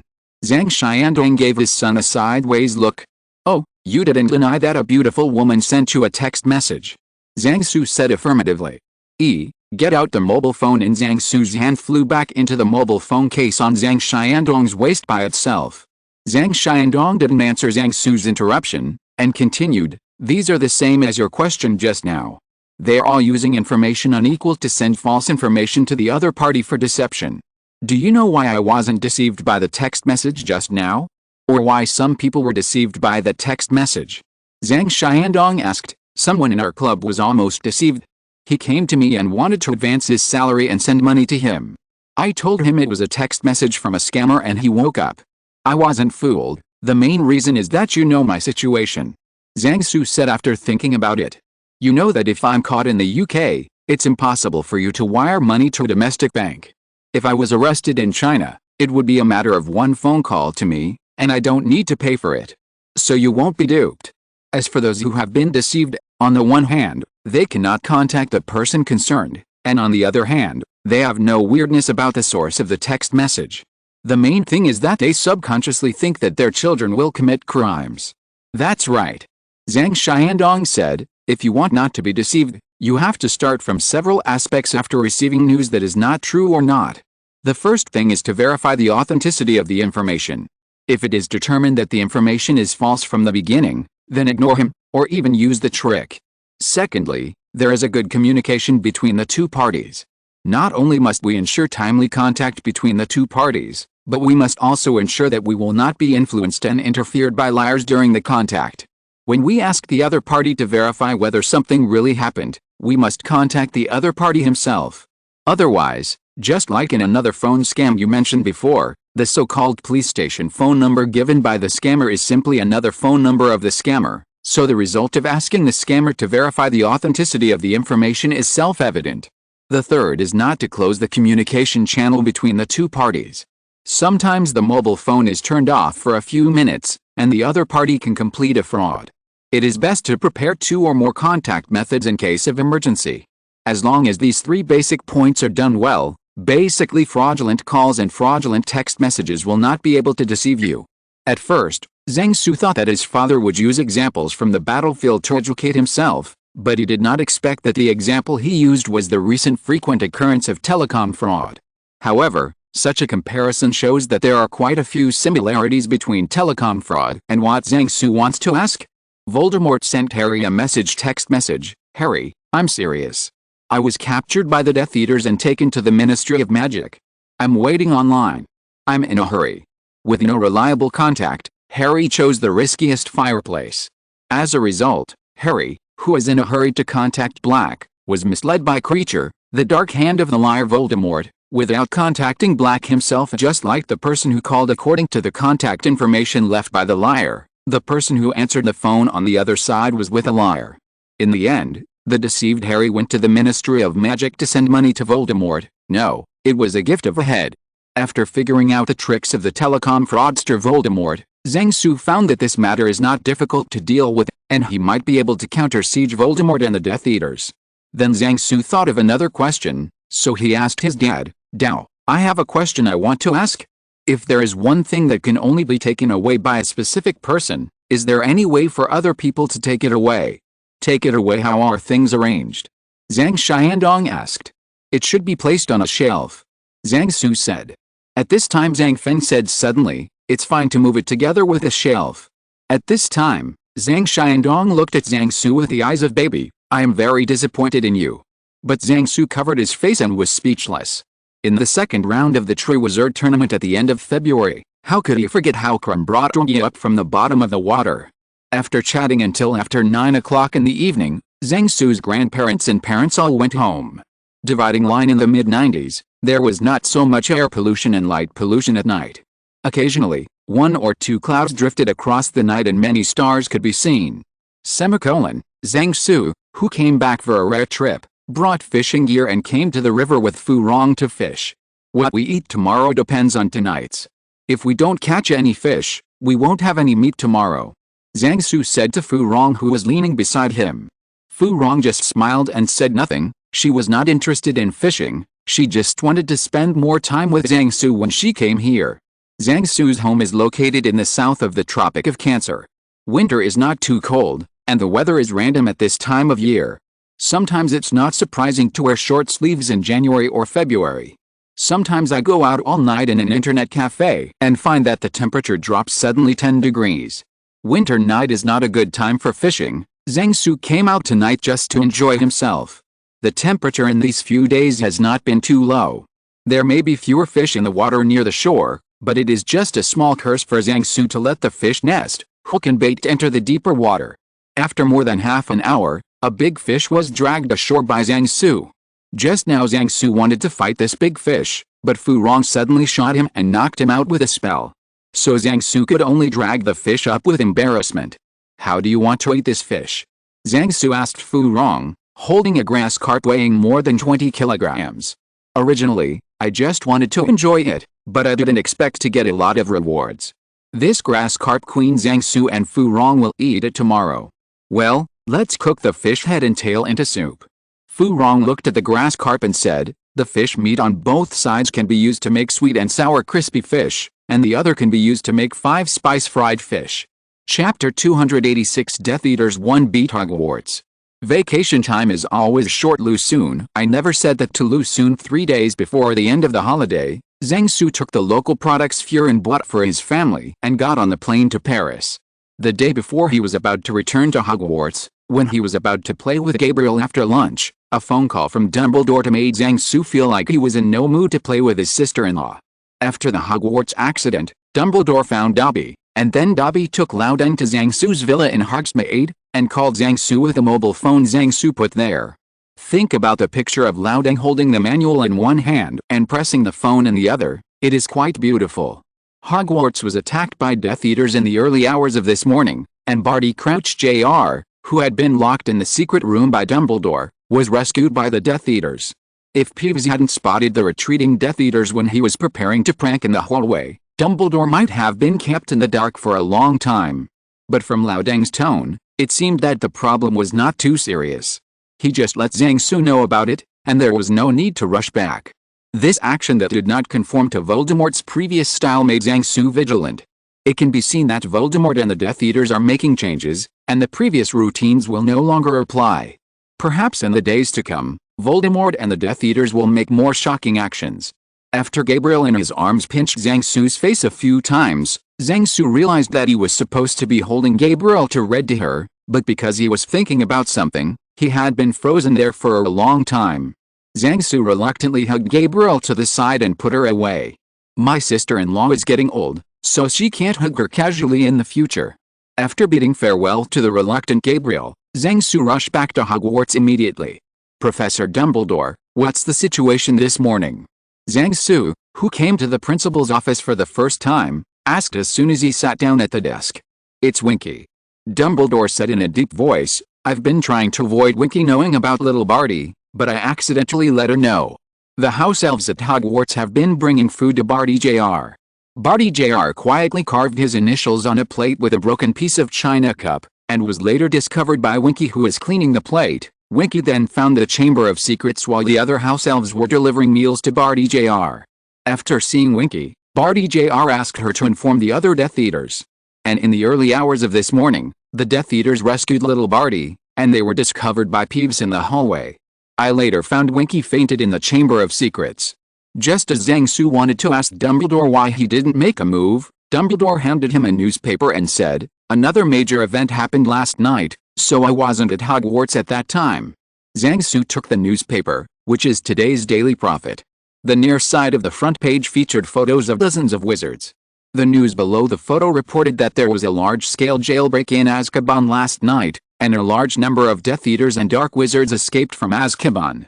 "It seems that the team of Death Eaters is about to grow," Zhang Su said while looking at the newspaper. Dumbledore, sitting across the desk, nodded. In this way, Zhang Su basically smoothed out what happened yesterday.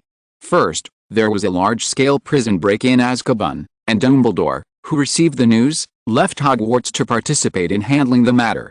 Then a team of Death Eaters attacked Hogwarts while Dumbledore was away and rescued Barty Crouch Jr.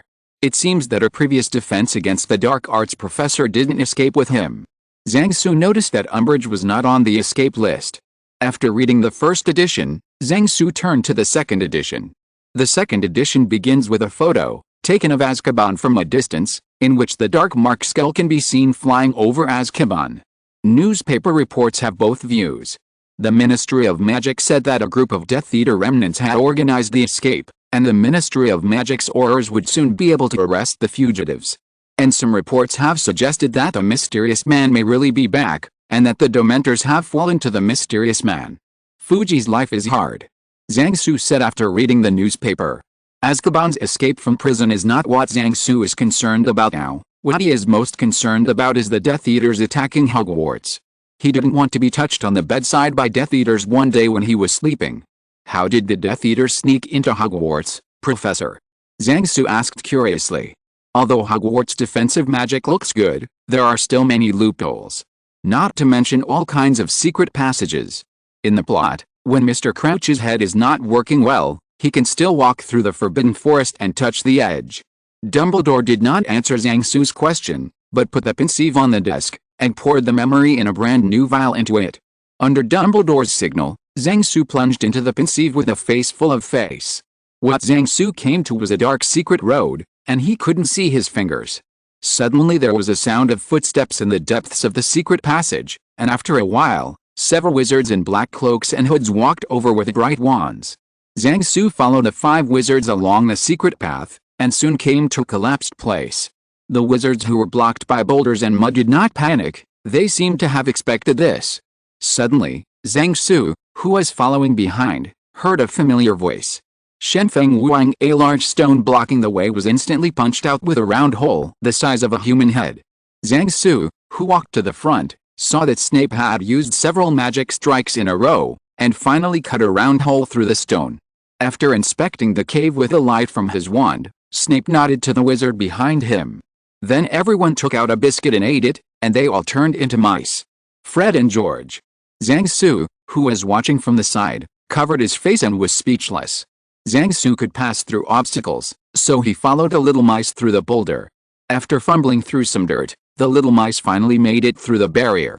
After coming out of the secret passage from the mirror on the 5th floor, Snape led the other Death Eaters straight to the girls' bathroom. Coming to the dead tap in the bathroom, Snape took out a piece of parchment, and hissed according to the content on the note, imitating the pronunciation of Parseltongue. Soon the passage leading to the secret room was opened, and Snape left 2 people hiding in the bathroom to guard the back way, and jumped down with the other 2. Use the same method below to open the door of the Chamber of Secrets. After knocking out Winky, who was taking care of Barty Crouch Jr., Snape and the others brought Barty Crouch Jr. out. After completing the rescue mission, a tall Death Eater carried the weak little Barty Crouch on his back, and ran towards the gate of the castle surrounded by other Death Eaters. Apart from encountering Peeves in the foyer, the Death Eaters made it out of the castle without a hitch. When Professor McGonagall and Professor Flitwick arrived, the Death Eaters had already apparated outside the school gate. This memory ended here, and Zhang Su raised his head from the pensieve with a serious expression on his face. It was too quiet, except for a few words with little Barty in the middle. There was no conversation during the whole action.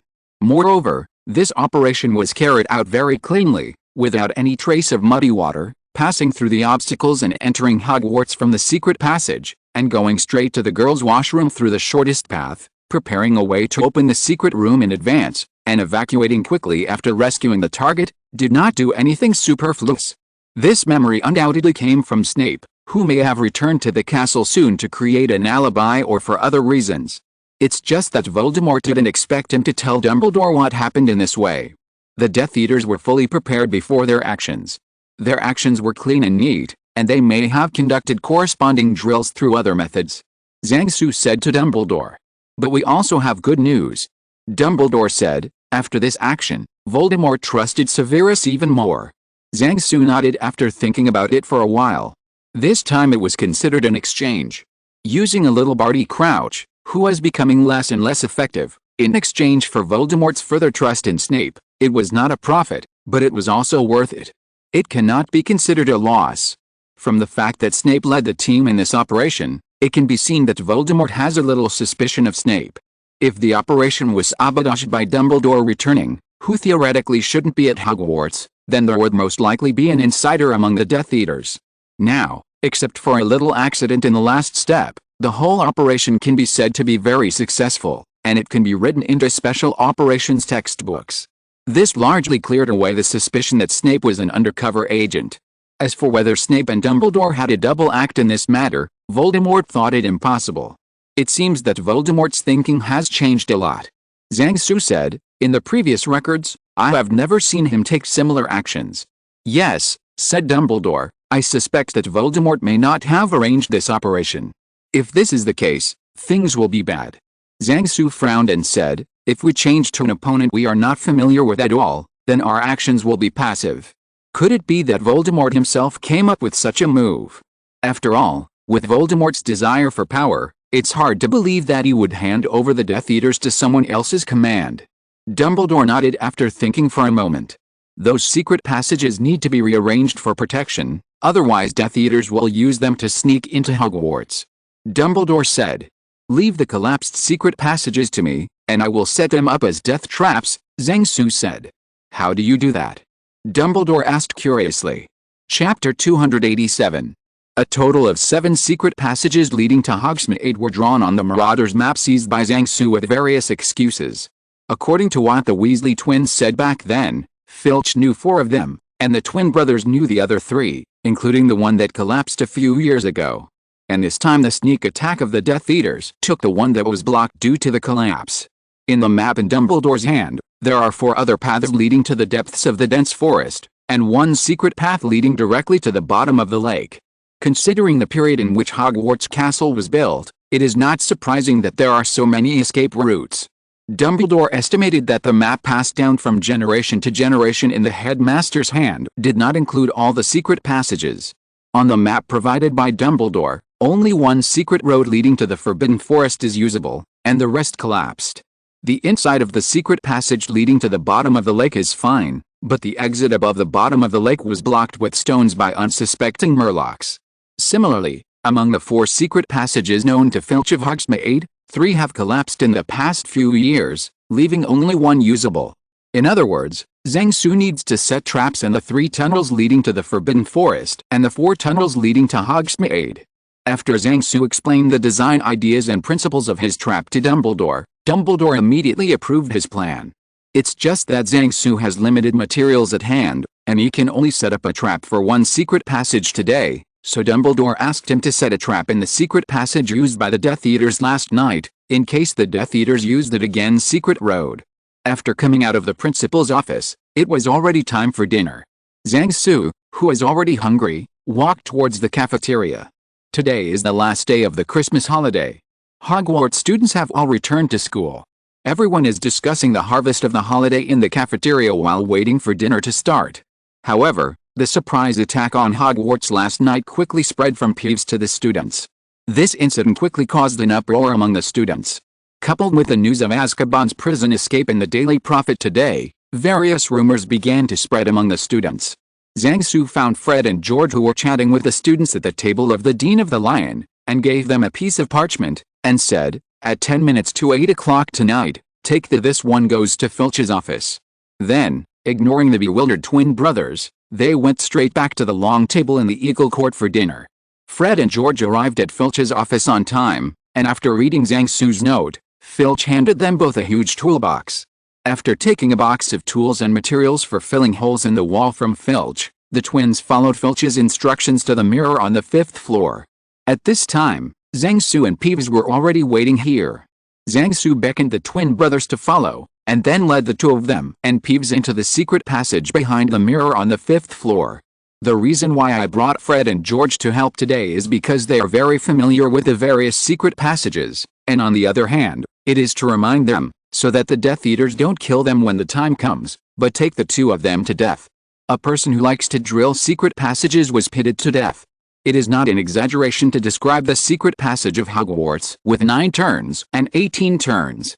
After walking an unknown number of ways and going down a few stairs in the secret passage, Zhang Su and Peeves finally came to the collapsed place. Along the way, Zhang Su told the twin brothers what happened last night, but concealed the fact that the Death Eaters were led by Snape.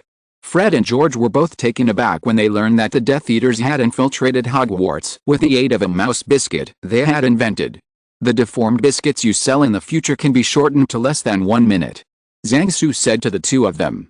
At this time they had already reached the obstacle. Zhang Su pointed to the half-collapsed hole and said, if their transformation time is less than 1 minute, maybe they will be killed stuck in the hole.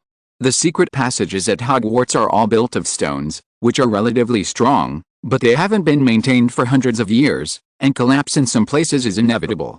At the collapsed side in front of me, the stone slab at the top of the secret passage was pressed down by a huge rock in soil. A huge rock was undetected just above the tunnel, which is very dangerous in tunnel construction because the boulders in the soil are invisible. When the soil under the boulders is hollowed out, the boulders can easily collapse the tunnel under the action of gravity. Such a case can fill a history of blood and tears in tunnel construction. Now it seems that magic was used in the construction process of the secret passage at that time, which made the huge stone collapse the secret passage hundreds of years later. Zhang Su observed for a while the entrance of the hole that the Death Eaters drilled in, and found that this side of the boulder was slanted, and the top was covered with mud. The second half of the hole was made of stones, and the front half was made of mud. The section of soil after the Death Eaters drilled in had already collapsed quite a bit. Zhang Su poked the surrounding soil a few times with his magic wand, making it look like the soil collapsed naturally and blocked the hole. After all, Shen Feng Wang can only drill holes, and cannot strengthen the walls of the cave. Zhang Su looked around again, and found that the collapsed boulders and soil had tightly blocked the secret passage. After inspecting the scene, Zhang Su began to arrange tasks. Peeves, look for all the vents from here to the last corner. Fred, George, after you find the air outlets and Peeves, seal them all up, preferably so that no traces can be seen in the secret passage.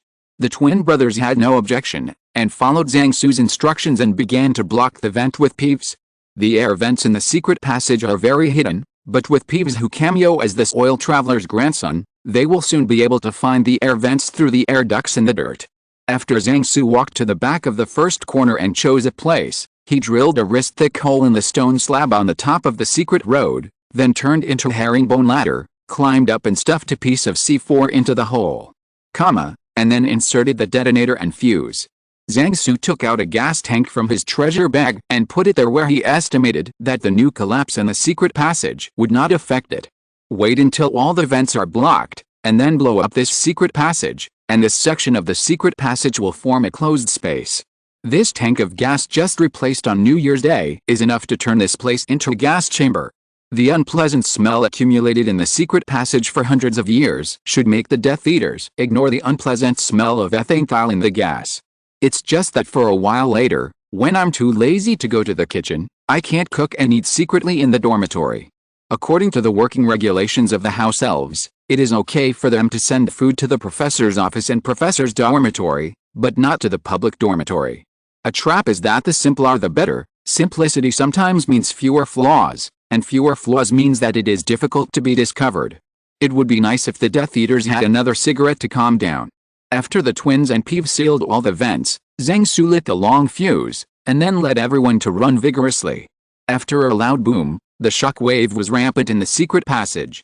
Fortunately, Zhang Su added a shield to everyone, so apart from being shocked by the loud sound, everyone was fine.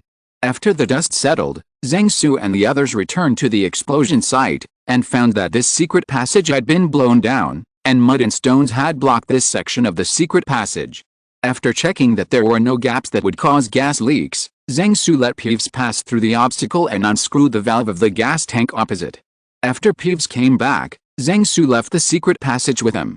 Zhang Su reckoned that he would have to purchase many bottles of carbon monoxide in the Muggle world. After all, the bottles could not be brought out with this method, and the odorless carbon monoxide was more hidden than the gas with ethanol added. Chapter 288. A new announcement appears. After leaving the secret passage, Zhang Su returned to the dormitory of Yingyan. The dormitory was full of Christmas presents from friends. Zhang Su is used to opening gifts until the end of the second year's holiday. After packing all the gifts piled up beside the bed, Zhang Su came to his professor's dormitory. All the prisoners from Azkaban ran out, so Zhang Su couldn't hide the fact that he was cheating money. As long as you carefully check the transfer procedures of the Lestrange house, and on the day Voldemort restored the factory settings, Zhang Su also cheated half of the money in Gringotts from the Death Eater's present. You can know who to settle accounts with in a cup of tea. Now, except for Snape and Barty Jr., almost all the veteran Death Eaters have been scammed by Zhang Su. Moreover, Voldemort must have known that the Horcrux ring was in Zhang Su's hands at this time. Now Zhang Su's reputation over there is that the hatred has not escaped. If Voldemort let the Death Eaters trouble Dumbledore now, they might think about it, but if Voldemort wanted them to kill Zhang Su, they would definitely have a halo of rage. In order to prevent the Death Eaters from accidentally injuring the students in the Eagle House dormitory when they sneaked into Hogwarts again to make trouble for him, Zhang Su moved back to the professor's dormitory. In the living room of the professor's classroom bedroom, Zhang Su took out all the Christmas presents, and while unwrapping the presents, he thought about how to live the next day. Opening a hand-painted greeting card from a little Oxfordshire Lolita showing an owl flying through a bedroom window with a big bag of sweets. Other people also gave a lot of good things, such as a watch that can cast the stun spell, a red bow tie that casts the stun spell, and sneakers that can cast the giant spell on the legs, etc. No shortage of novel and practical gifts. Just as Zhang Su was unwrapping presents in the dormitory, another bomb exploded in the common room of the four colleges. A new announcement appeared in the bulletin board. Announcement: Hogwarts Senior Investigator orders from now on, the activities of the following student organizations, associations, teams and clubs must be reported to the Senior Investigator for review, and the approved activities can only be carried out after the Senior Investigator's approval. All student organizations, associations, teams, and clubs that have activities approved by the official will suspend all activities immediately, and student organizations, associations, teams, and clubs that engage in unapproved activities will be disbanded immediately. The above regulations comply with Number 20 No. Education Order. Signed, Senior Inquisitor Percy Ignatius Weasley. Addendum: Student organizations, associations, teams and clubs subject to activity content review. Quidditch team. What is Percy going to do? Said Harry angrily in the common room of the Lion Court. I think he's trying to control the movement of the students, said Ron, standing beside Harry. Maybe Percy was aiming for this, said Hermione, pointing to the parchment. Harry and Ron followed Hermione's finger and saw that Hermione was pointing at the Defense Association among the lists. Why is that? Ron asked. Hermione looked at the students who had gathered to watch the announcement, and then pulled Ron and Harry to an empty table in the common room. Tonks told me during the holidays that Fudge thinks Dumbledore trained an army at Hogwarts, Hermione said to Harry and Ron. Fudge thinks Dumbledore organized this secret army. Then you can stand up to the magic department. I've never heard anything so stupid, not even Luna Lovegood's crazy stuff, said Ron. Passing owls and newts, by the way, allows us to protect ourselves. But Fudge doesn't think so. Hermione said, I remember Zhang once said that power comes from the wand. You remember what Zhang said very clearly. Ron said in a strange tone. I remember Zhang boasting that you are very talented. Hermione said with a sidelong glance at Ron. I also heard from Zhang that the two of you will grow old together. Harry interrupted suddenly. Ron and Hermione ended the episode with their wands, and Hermione resumed the conversation after Harry crawled back to sit at the edge of the table. Actually, Umbridge and Percy have the same purpose. They both followed Fudge's instructions. Hermione said, Fudge was afraid that we would use spells against the Ministry of Magic, so Fudge instructed them not to let us. We learn defense against the dark arts. Because the most effective way to overthrow a government is by force. But we have to protect ourselves, said Harry. We've been in a lot of danger over the years. But Fudge doesn't see it that way, said Hermione. He just thinks that Dumbledore will do whatever it takes to usurp power. And Hermione whispered to Harry and Ron after a moment's hesitation, "We do look like an army. We just got together to protect ourselves." Harry said a little angrily, "We started to deal with a basilisk, and Percy was also involved in it at the time. He should know that we are not an army organized by Professor Dumbledore, I think." Ron stammered suddenly, "Maybe someone organized us into an army when we weren't looking." "Who is it?" Harry and Hermione looked at Ron and asked in unison. "Zang," Ron said after hesitating for a while. "Actually, I suddenly discovered that Zang has been training us in a subtle way all along." Ron said, "In many things, Zang has been guiding our thinking, allowing us to develop to what we are today." By we, Ron didn't mean the trio, but the group of students at Hogwarts. "Why do you think that?" Harry asked angrily. When Harry was blown away by the strong wind, it was Zhang Su who rescued him back. When Madame Pomfrey found that Zhang Su was covered in scars and called Dumbledore, Harry eavesdropped on their conversation from the hospital bed next to him. Although Harry didn't see the scars on Zhang Su's body, after that day Zhang Su lost a piece of his left earlobe, Harry still knew about it. Although Zhang Su let the matter pass lightly, Harry always regarded Zhang Su as a lifesaver in his heart. So when Ron suggested that Zhang Su organize the students into an army to take over the Ministry of Magic, Harry was very angry. "When I was at Hermione's house not long ago, I played computer games with you. Don't you feel familiar with the levels in those games?" Ron asked Harry. "When we stopped Quirrell from taking the Philosopher's Stone, are the protective measures set by the professors similar to the checkpoints and the tactics Zhang formulated for everyone, which are also similar to the armies in some games? Maybe Zhang just played a lot of games when he was a child, so his methods are so similar to those in the games," Harry said. Harry's suspicions were earlier than Ron's when it came to the Philosopher's Stone. Harry watched Dudley play video games when he was a child, and in retrospect, he found that each of the professor's arrangements was more problematic than the other. "We can ask him," Hermione said suddenly. "If he does this, there should be a reason for him. I don't think Zhang is someone who likes power." So the three people, who were so crooked during the conversation, forgot that they just wanted to talk about Percy's announcement at first, and left the common room to find Zhang Su. Chapter 289 I1 and number 039, TB and Nanny anymore, Harry. After the Marauders map was hacked by Zhang Su, it was not easy for Harry to find someone in the castle. The trio successively ran to the common room of the Eagle Academy, the professor's office of Muggle Studies, Zhang Su's professor's dormitory, the kitchen, and the reading room, and finally found Zhang Su at the top of the astronomy tower after a lot of effort. When Harry's trio saw Zhang Su, they found him and almost all other Hogwarts professors gathered on the top of the tower. When Harry's trio came to the top of the tower, they saw the professors chat happily together after opening a few bottles of red wine. They were all immersed in laughter and laughter. Even Snape's complexion was a little better than before. Not only were the professors not angry when they found the three students who entered in disorder, Professor Sprout even conjured up 3 chairs and invited them to sit down.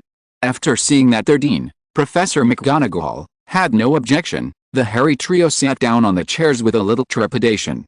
Zhang Su poured a glass of red wine for each of the 3 of them, but they just took a symbolic sip and then sat there not daring to move. Harry had attended private gatherings of students many times, and they had also attended ghost gatherings, but this was the first time they knew about professors' gatherings. After listening to the professors chatting for a while, Harry finally knew why the professors got together today. Today is the first working day of the professors in 1996, and it is also the day to distribute the 1995 year-end awards and other benefits. And last year, the Triwizard Tournament was successfully held, and Hogwarts students won the championship, so Dumbledore swiped a pen, and the year-end award increased by, % compared to previous years. Although the year-end bonus this time was affected by the performance appraisal, everyone except Snape gained a lot. Professors who have just received a large sum of money naturally want to celebrate, so there's a party tonight. When Zhang Su was pulled from the dormitory by Professor Flitwick, his feelings were similar to those of Harry and the others now. The professors left after chatting for more than half an hour. Except for Professor McGonagall, who told Harry and the others to go back in front of the gate, the other professors didn't pay much attention to their arrival. Just now Zhang Su saw Harry and the others keep looking at him, so he knew they were looking for him. "What's the matter with you?" Zhang Su asked. In the beginning, Harry and the others could use their momentum to ask Zhang Su for clarification, but they first walked around the castle a lot, and then sat with a group of professors for half an hour. Now they are already one bang, then decline, 3 and exhausted. After all, this problem is too serious, and the boat of friendship might turn over at any time. After Harry and the 3 of them hesitantly raised the question, Zhang Su couldn't laugh or cry. In the end, Zhang Su dispelled their doubts with the excuse that the salary of the Minister of Magic is only a few dollars. Looking at the 3 guys who did too little homework and thought too much, Zhang Su was a little speechless. Just when Zhang Su was about to go back to wash and sleep, Harry stopped him. "Percy might want to close the Defense Society," said Harry. "Is there anything you can do?" "It's okay to change the place without letting him know," Zhang Su said. "There are so many places in Hogwarts, it's not difficult to find another place." "So where?" Harry asked. "Think for yourself," Zhang Su replied. "Happen today there are many things." Harry and the others want to discuss more than 1 or 2 things with Zhang Su. "Have Death Eaters really infiltrated Hogwarts?" Hermione asked suddenly. "Yes," Zhang Su replied. "How did they get in here?" Ron asked. "There are many secret passages in Hogwarts, and they entered through one of them," Zhang Su continued to answer. "How did the Death Eaters know about the secret passage?" Harry shouted suddenly. "Could it be Snape who brought them in?" Zhang Su looked at Harry, who habitually threw the blame on Snape in a speechless manner, but this time the blame was actually right. But Zhang Su can't tell Harry the truth, otherwise something will happen. "Death Eaters are also graduates of Hogwarts," Zhang Su said. "It's not surprising that they know the secret way as you know the secret way." "Then will Death Eaters sneak into Hogwarts in the future?"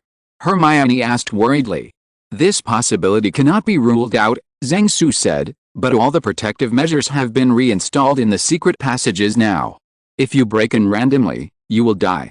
So basically you don't have to worry about them running in from the secret passages again." Dumbledore has already told the professors about the trap that Dumbledore planted in the passable secret passage. It is a magic similar to the age-restricted circle set around the Goblet of Fire when the Triwizard Tournament was registered. Now Hogwarts students, it's okay to pass by, but if a wizard who is older than a student enters, even a professor, he will touch the trap in the secret passage. "And what about the Death Eaters who escaped from Azkaban?" Ron asked. Zhang Su really wanted to roll his eyes at this moment. The 3 of them were now relying on Zhang Su to obtain internal information. "You don't need to worry about these. The Ministry of Magic will find a way to deal with them," Zhang Su said. Then Zhang Su looked at Harry and said, "Harry, I remember that you will continue to learn Occlumency with Professor Snape starting tomorrow night. I hope you can study seriously this time. The current Voldemort is different from the past, it's the same." Harry nodded with an ugly expression on his face. Although he said there was no problem, when he really faced Snape, he still resisted in his heart. Next, Harry and the others seemed to have questions to ask, but Zhang Su didn't give them a chance to ask any more questions, and waved his hands to tell them to shut up. Zhang Su and Dumbledore have played together for so many years in the Harry Potter Warrior Development Plan, and this year can be said to be a year to test the results. Everything that needs to be said has been said, and everything that needs to be reminded has been reminded. Zhang Su plans to stop helping Harry Potter from this year, and wants to see how he is growing. Over the past few years, Zhang Su has been acting as a babysitter for Harry, explicitly or secretly, to train him up and avoid eaters. Harry Potter will be 16 years old this year, and he can get married as long as his parents agree. It's time for people at this age to start taking responsibility for the decisions they make. So Zhang Su decided to let go of Harry from now on. "Harry, one's ability needs to be improved by oneself," Zhang Su said to Harry. "One thing I've learned from my short life: the more you rely on other people's ideas, the more you will find that there is a limit to your ability to improve unless you really rely on yourself. What do you want to say?" Harry looked at Zhang Su strangely. Chapter 290 Useless Education Order Number 27. After saying a lot of nonsensical things to Harry, Zhang Su handed him the Marauder's map and left the observatory. For the next week, Hogwarts students had a lot to talk about. In the cafeteria, Zhang Chu poked Zhang Su, who was struggling with a lamb chop, with his elbow, and said, "Can you do one thing, please?" "What's the matter?" Zhang Su asked curiously. "You go and beat Percy up, and beat him into St. Mungo's." Zhang Chu said seriously, "I'll give you 2 bottles of beer when it's over." "What kind of grudge?" Zhang Su asked. "Why did he mess with you?" The activity report of the Quidditch team, I really don't know how to write it. Zhang Chu said with a headache. What if the secret is leaked? Then you don't need to write so detailed. Zhang Su said, you can just write that we are flying around on broomsticks. This is not Zhang Chu's only trouble. Percy's new announcement has caused the leaders of various organizations to have a headache. If Zhang Su launches a group buying activity for Percy at this time, it will be very rewarding. And what concerned the students the most was the topic of Death Eaters. After the Death Eaters sneaked into Hogwarts at night a while ago, Dumbledore strengthened the defensive magic of Hogwarts Castle. Fearing Voldemort's targeted actions against Harry, Dumbledore had densely packed defensive magic around the Lion House common room. Zhang Su once ran around there out of curiosity. As soon as he stepped onto the corridor leading to the common room of the Lion Court, Zhang Su's heart rang out. Zhang Su tried to feel the magic power in the corridor, and he found that all around the corridor were traces of magic power that hadn't existed before.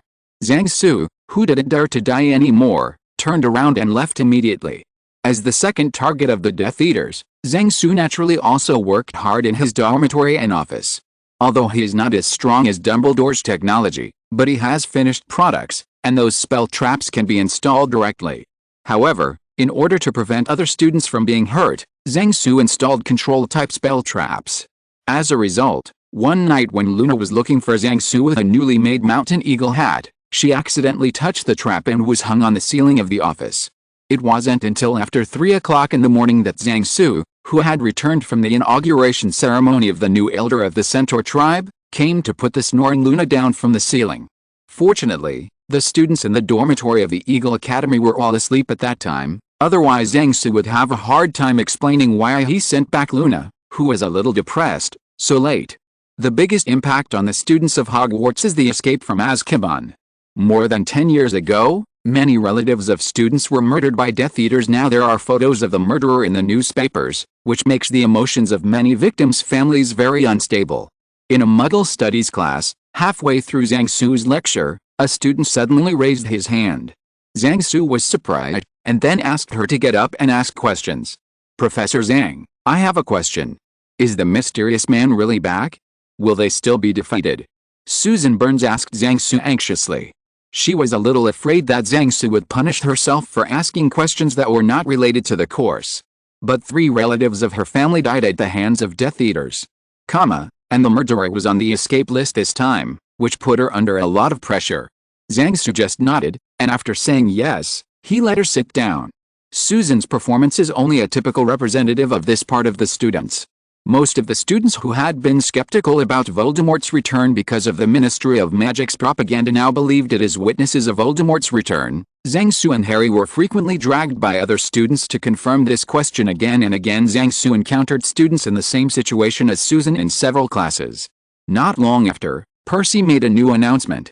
Notice, by order of the Hogwarts Senior Inquisitor, professors are hereby prohibited from providing students with any information not related to the subjects they teach. The above regulations comply with Education Order Number 20 No. Signed, Senior Inquisitor Percy Ignatius Weasley. Later, Zhang Su dedicated a class to the students on a course called Muggle Prevention of Terrorist Attacks. On the surface, it talked about the case of the Northern Irish Republican Army's terrorist attacks in the UK. I understand. The professors seem to be more nervous about this matter than the students.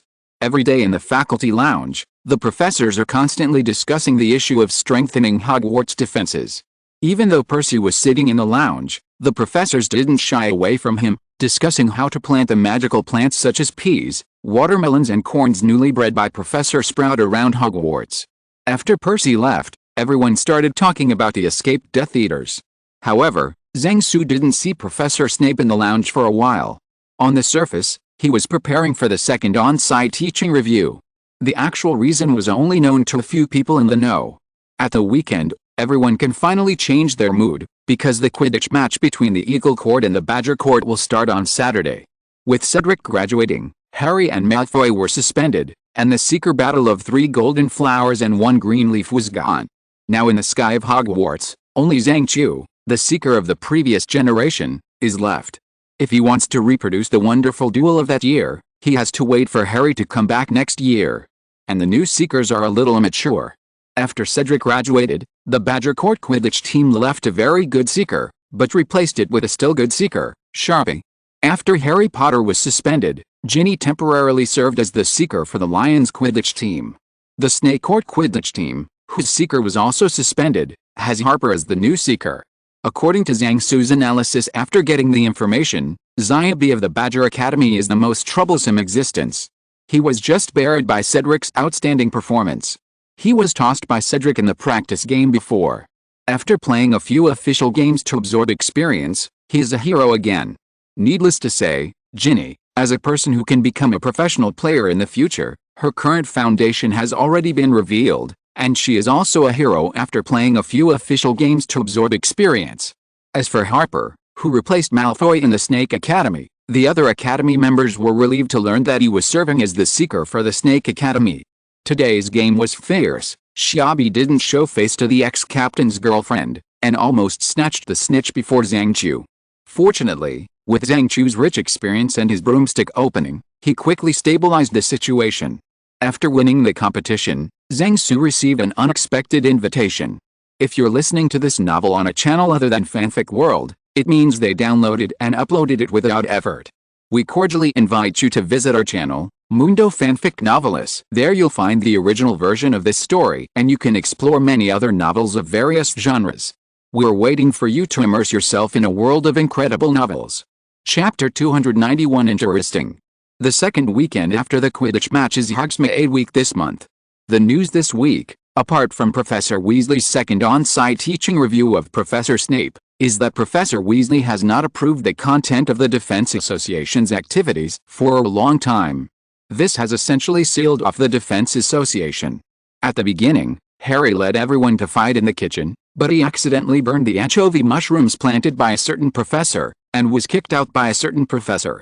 When he came to Hogsmeade, Zhang Su saw wanted notices posted in the windows of many shops, which were lined up with photos of Death Eaters and Dark Wizards who had escaped from Azkaban. According to the information Snape brought back, all the Dark Wizards who escaped from prison have now joined the ranks of Death Eaters. But one piece of information that is good news for Dumbledore is that the escaped prisoners who escaped from Azkaban are in very poor health. Everyone is skinny, and many of them can't even lift their wands. Not long after the fugitives escaped from prison and returned, they collectively experienced symptoms of chills all over the body and runny noses, and then severe pain all over the body. The whole person was wailing and rolling on the bed and floor, as if under a cruciatus curse. The scene was so tragic that even Voldemort broke out in a cold sweat.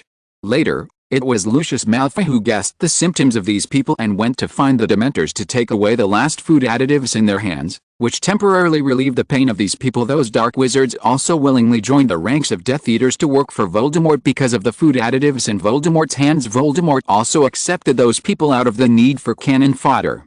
Then Voldemort ordered Snape to develop the corresponding antidote, which made Snape so worried that he lost a lot of greasy hair. When Zhang Su was looking at the wanted notices, he found that Draco Malfoy was also looking at them not far away. "Malfoy, do you know where these wanted criminals are hiding?" Zhang Su walked to Malfoy's side and asked, "If you can provide the Ministry of Magic with their clues, it will not be a problem to get a few thousand galleons." After Malfoy glared at Zhang Su, he left with a few of his followers. Seeing Malfoy leave, Zhang Su also walked in along the main road of Hogsmeade.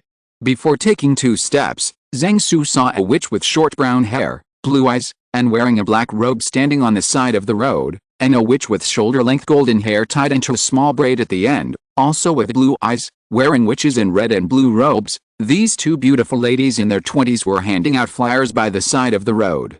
Zhang Su walked up to the blonde witch and took a leaflet.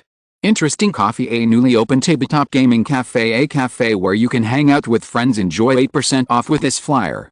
The name of this coffee shop was the same as that on the invitation letter he gave himself. It seemed that it was opened by Ms. Hood, who rented Professor McGonagall's house. "Are you Mr. Zhang?" asked the lady who had just distributed the leaflet to Zhang Su. "Yes, may I ask who you are?" Zhang Su somewhat guessed the other party's identity. "I'm Rodney. My grandfather met you." Rodney introduced. "This is my cousin, Nelson." "Hello, nice to meet you, beautiful lady," Zhang Su replied. "It seems that Lafayette's people are starting to reach out here," Zhang Su thought to himself. "You are very welcome," Nelson said. After a polite chat, Zhang Su walked towards the interesting cafe with a flyer. The location of the coffee shop is not too remote, Just turn a corner at an intersection and walk 2 steps. Zhang Su walked into the cafe and found that many students and residents of Hogsmeade had already gathered here. In a circle of seats against the wall, students are already sitting together playing games and chatting. Many students are still playing while holding the manual. Zhang Su walked around and found that besides wizard chess, there are many games that appeared in the wizard world for the first time. For example, when Ron and Hermione were playing Gwent, Zhang Su went over to watch, and Ron was abused by Hermione. At a table not far away, Lu Ping and a group of former werewolf friends were playing werewolf killing, which surprised Zhang Su a little. The most popular one is a large table placed in the middle surrounded by crowds of people. The sound of slashing and horns can be faintly heard on the table. After Zhang Su approached the table, he found that a soundproof spell had been placed around the table, so that the cheers and shouts of the crowd could be ignored when they reached a coffee shop. Zhang Su squeezed in, and found that on the 2-meter-long table was a sand table, and there were teams of troops controlled by players in 4 directions of the table fighting on the sand table. Seeing this scene made Zhang Su, who was a loyal fan of the Total War series in his previous life, excited. After wandering around the first floor, Zhang Su came to the bar of the coffee shop, sat on a chair in front of the bar, took out 2 small dried fish to tease the tabby cat and the black and white cat crawling on the bar. After sniffing the dried fish, the 2 cats took another look at Zhang Su, and then suddenly pounced on the dried fish in Zhang Su's hand, but Zhang Su, who had been prepared for a long time, let them rush to nothing. It seems that ginger and fish cake like you very much, Mr. Zhang. The cat's owner, who had just returned from delivering coffee, said to Zhang Su, do you want something to drink? Because they know that people who like cats are good people. Zhang Su looked at the ginger and fish cakes who were eating dried fish and said, please have a cappuccino, Ms. Hood. Soon, Hood brought a coffee, and together with the coffee, there was a golden card in front of Zhang Su. This store is newly opened, and I will give you a VIP card. Hood said to Zhang Su with a smile. Zhang Su took out a pack of dried fish and put it on the table, and said, this is the dried fish I made myself. Just now I like fish cakes with ginger. After Zhang Su and Hood accepted each other's gifts, they chatted about the game in the coffee shop for a while. At this time, Nelson and Rodney, who went out to distribute leaflets, also returned to the coffee shop and began to work as waiters. To Zhang Su's disappointment, he couldn't see maids pretending to be in the cafe. After Zhang Su finished drinking a cup of coffee, Hood pointed to the upstairs, and said to Zhang Su in a low voice, there is someone waiting for you upstairs. Zhang Su nodded, the person upstairs must be their leader. When Zhang Su just walked up to the 2nd floor, the door of a room facing the staircase corridor opened automatically and silently. When walking through the corridor to that room, Zhang Su found that there were 4 rooms on both sides of the corridor, with very personalized ornaments hanging on the doors of the rooms, which should be the boudoirs of the 4 ladies in the shop. Walking into the room, there is a drawing room, and there is already a young witch sitting in the drawing room. This one has short blonde hair, wears a black embroidered eye patch over his left eye, wears a white robe and a red waistcoat, and wears black thin silk gloves on his hands space. When Zhang Su sat down across from her under her signal, Zhang Su really wanted to say to her, brother, who will be killed today? Chapter 292 Honest and Reliable Xiao Langjin. People from MI and MI told me that you are a trustworthy partner. The big brother sitting opposite Zhang Su said straight to the point. Zhang Su nodded and said, people in the circle call me an honest and reliable young gentleman. Taking advantage of the other party's lack of reaction, Zhang Su continued, I haven't asked Mom about your name yet. The other party glanced at Zhang Su, and said lightly, the name is meaningless. If you call the rose by another name, it will still be fragrant. Zhang Su picked up the teacup in front of him and took a sip of tea to cover up his expression. He couldn't help but sigh in his heart that the other party's style was higher than his own, and he was like Shakespeare's Mem when he played Mem. Zhang Su put down his teacup and said, since that's the case, I'll call you Big Brother from now on. Zhang Su thought that the other party would get angry, but who knew that the other party said in a still faint voice, brother, I haven't been a big brother for many years. Zhang Su was speechless. The other party had acquiesced, and there was no way to answer these words. Forget it, let's change the title. It's not appropriate to call a beautiful lady like you Big Brother. Zhang Su said, how about I call you Anlio, or the Prince of Wales? Seeing the other party's hand shaking while picking up the teacup, some guesses in Zhang Su's mind were confirmed. Then I'll call you Wales from now on. Zhang Su ended a topic about addressing. "We have been paying attention to you for a long time." Wales said, "I hope we can cooperate happily in the future." After speaking, Wales picked up the teacup and took a sip of tea. Zhang Su stared at the other party's hand holding the teacup for a while and said, "I would like to hear more about it." From the very beginning, Zhang Su realized that the other party's identity was not simple. As soon as we met, Zhang Su noticed that she had the temperament and aura of a soldier. When she spoke the first sentence, she mentioned the two intelligence agencies of the UK, both internal and external. In addition, she did not want to disclose her true identity, and the most important thing is that when Zhang Su tried her by title, her hands shook. Based on this information, Zhang Su guessed that the other party should represent the royal family. Therefore, Zhang Su needs to confirm the scope of cooperation with her, and report to the country if necessary. "We hope to carry out a series of cooperation with Professor Zhang," Welsh said. She knew after her hand trembled just now that her identity had been exposed. It would be fine if Zhang Su used titles like Princess to test her, but who knew that Zhang Su would use the title of Prince for 60 years as soon as he came up? More than 20 years later, the Prince of 60 Years incident was circulated among the fortune tellers of the royal family in a small area. No one can tell whether such a thing is a good thing or a bad thing. When Zhang Su heard her calling himself Professor Zhang, he knew that the other party did not want to cooperate with his country, but with him personally, and further with Hogwarts School of Witchcraft and Wizardry. "There is no problem," Zhang Su replied. "I hope we can cooperate happily." The two stood up, shook hands, sat down, and began to talk about business. "I don't know what Professor Zhang thinks about the current situation," Welsh asked. Zhang Su knew that what she was asking about was the situation in the British Magical Society, not about things in the Muggle world such as the Irish Republican Army's willingness to disarm. The momentum of Voldemort's return this time is strong, and it is likely to affect civilian society. Zhang Su said, "Voldemort's own concept and the concept of his subordinates are hostile to ordinary people, which makes them very likely to do harm. Common people's business. Isn't the Ministry of Magic doing anything about it?" Wales replied asked. "That's right. The current Minister of Magic, Fudge, is a person who takes his position very seriously. He believes that Voldemort's return is a lie fabricated by Professor Dumbledore in order to seize power. For this reason, he does not even want to believe that Voldemort has returned." "The facts," Zhang Su replied. "You should have seen the Daily Prophet and the arrest warrants outside during this period. The Ministry of Magic has been trying to downplay the recent incidents as spontaneous actions of the remnants of the Death Eaters, not theirs. Leaders are back in real leadership talks. The first step in cooperation between the two parties is often the exchange of information." Zhang Su and Welsh talked from morning till, o'clock in the afternoon. At noon, they got through the lunch with the sandwiches sent by Rodney. Under the question and answer between the two sides, Zhang Su provided the other party with a lot of public and semi-public information about Voldemort and the Death Eaters.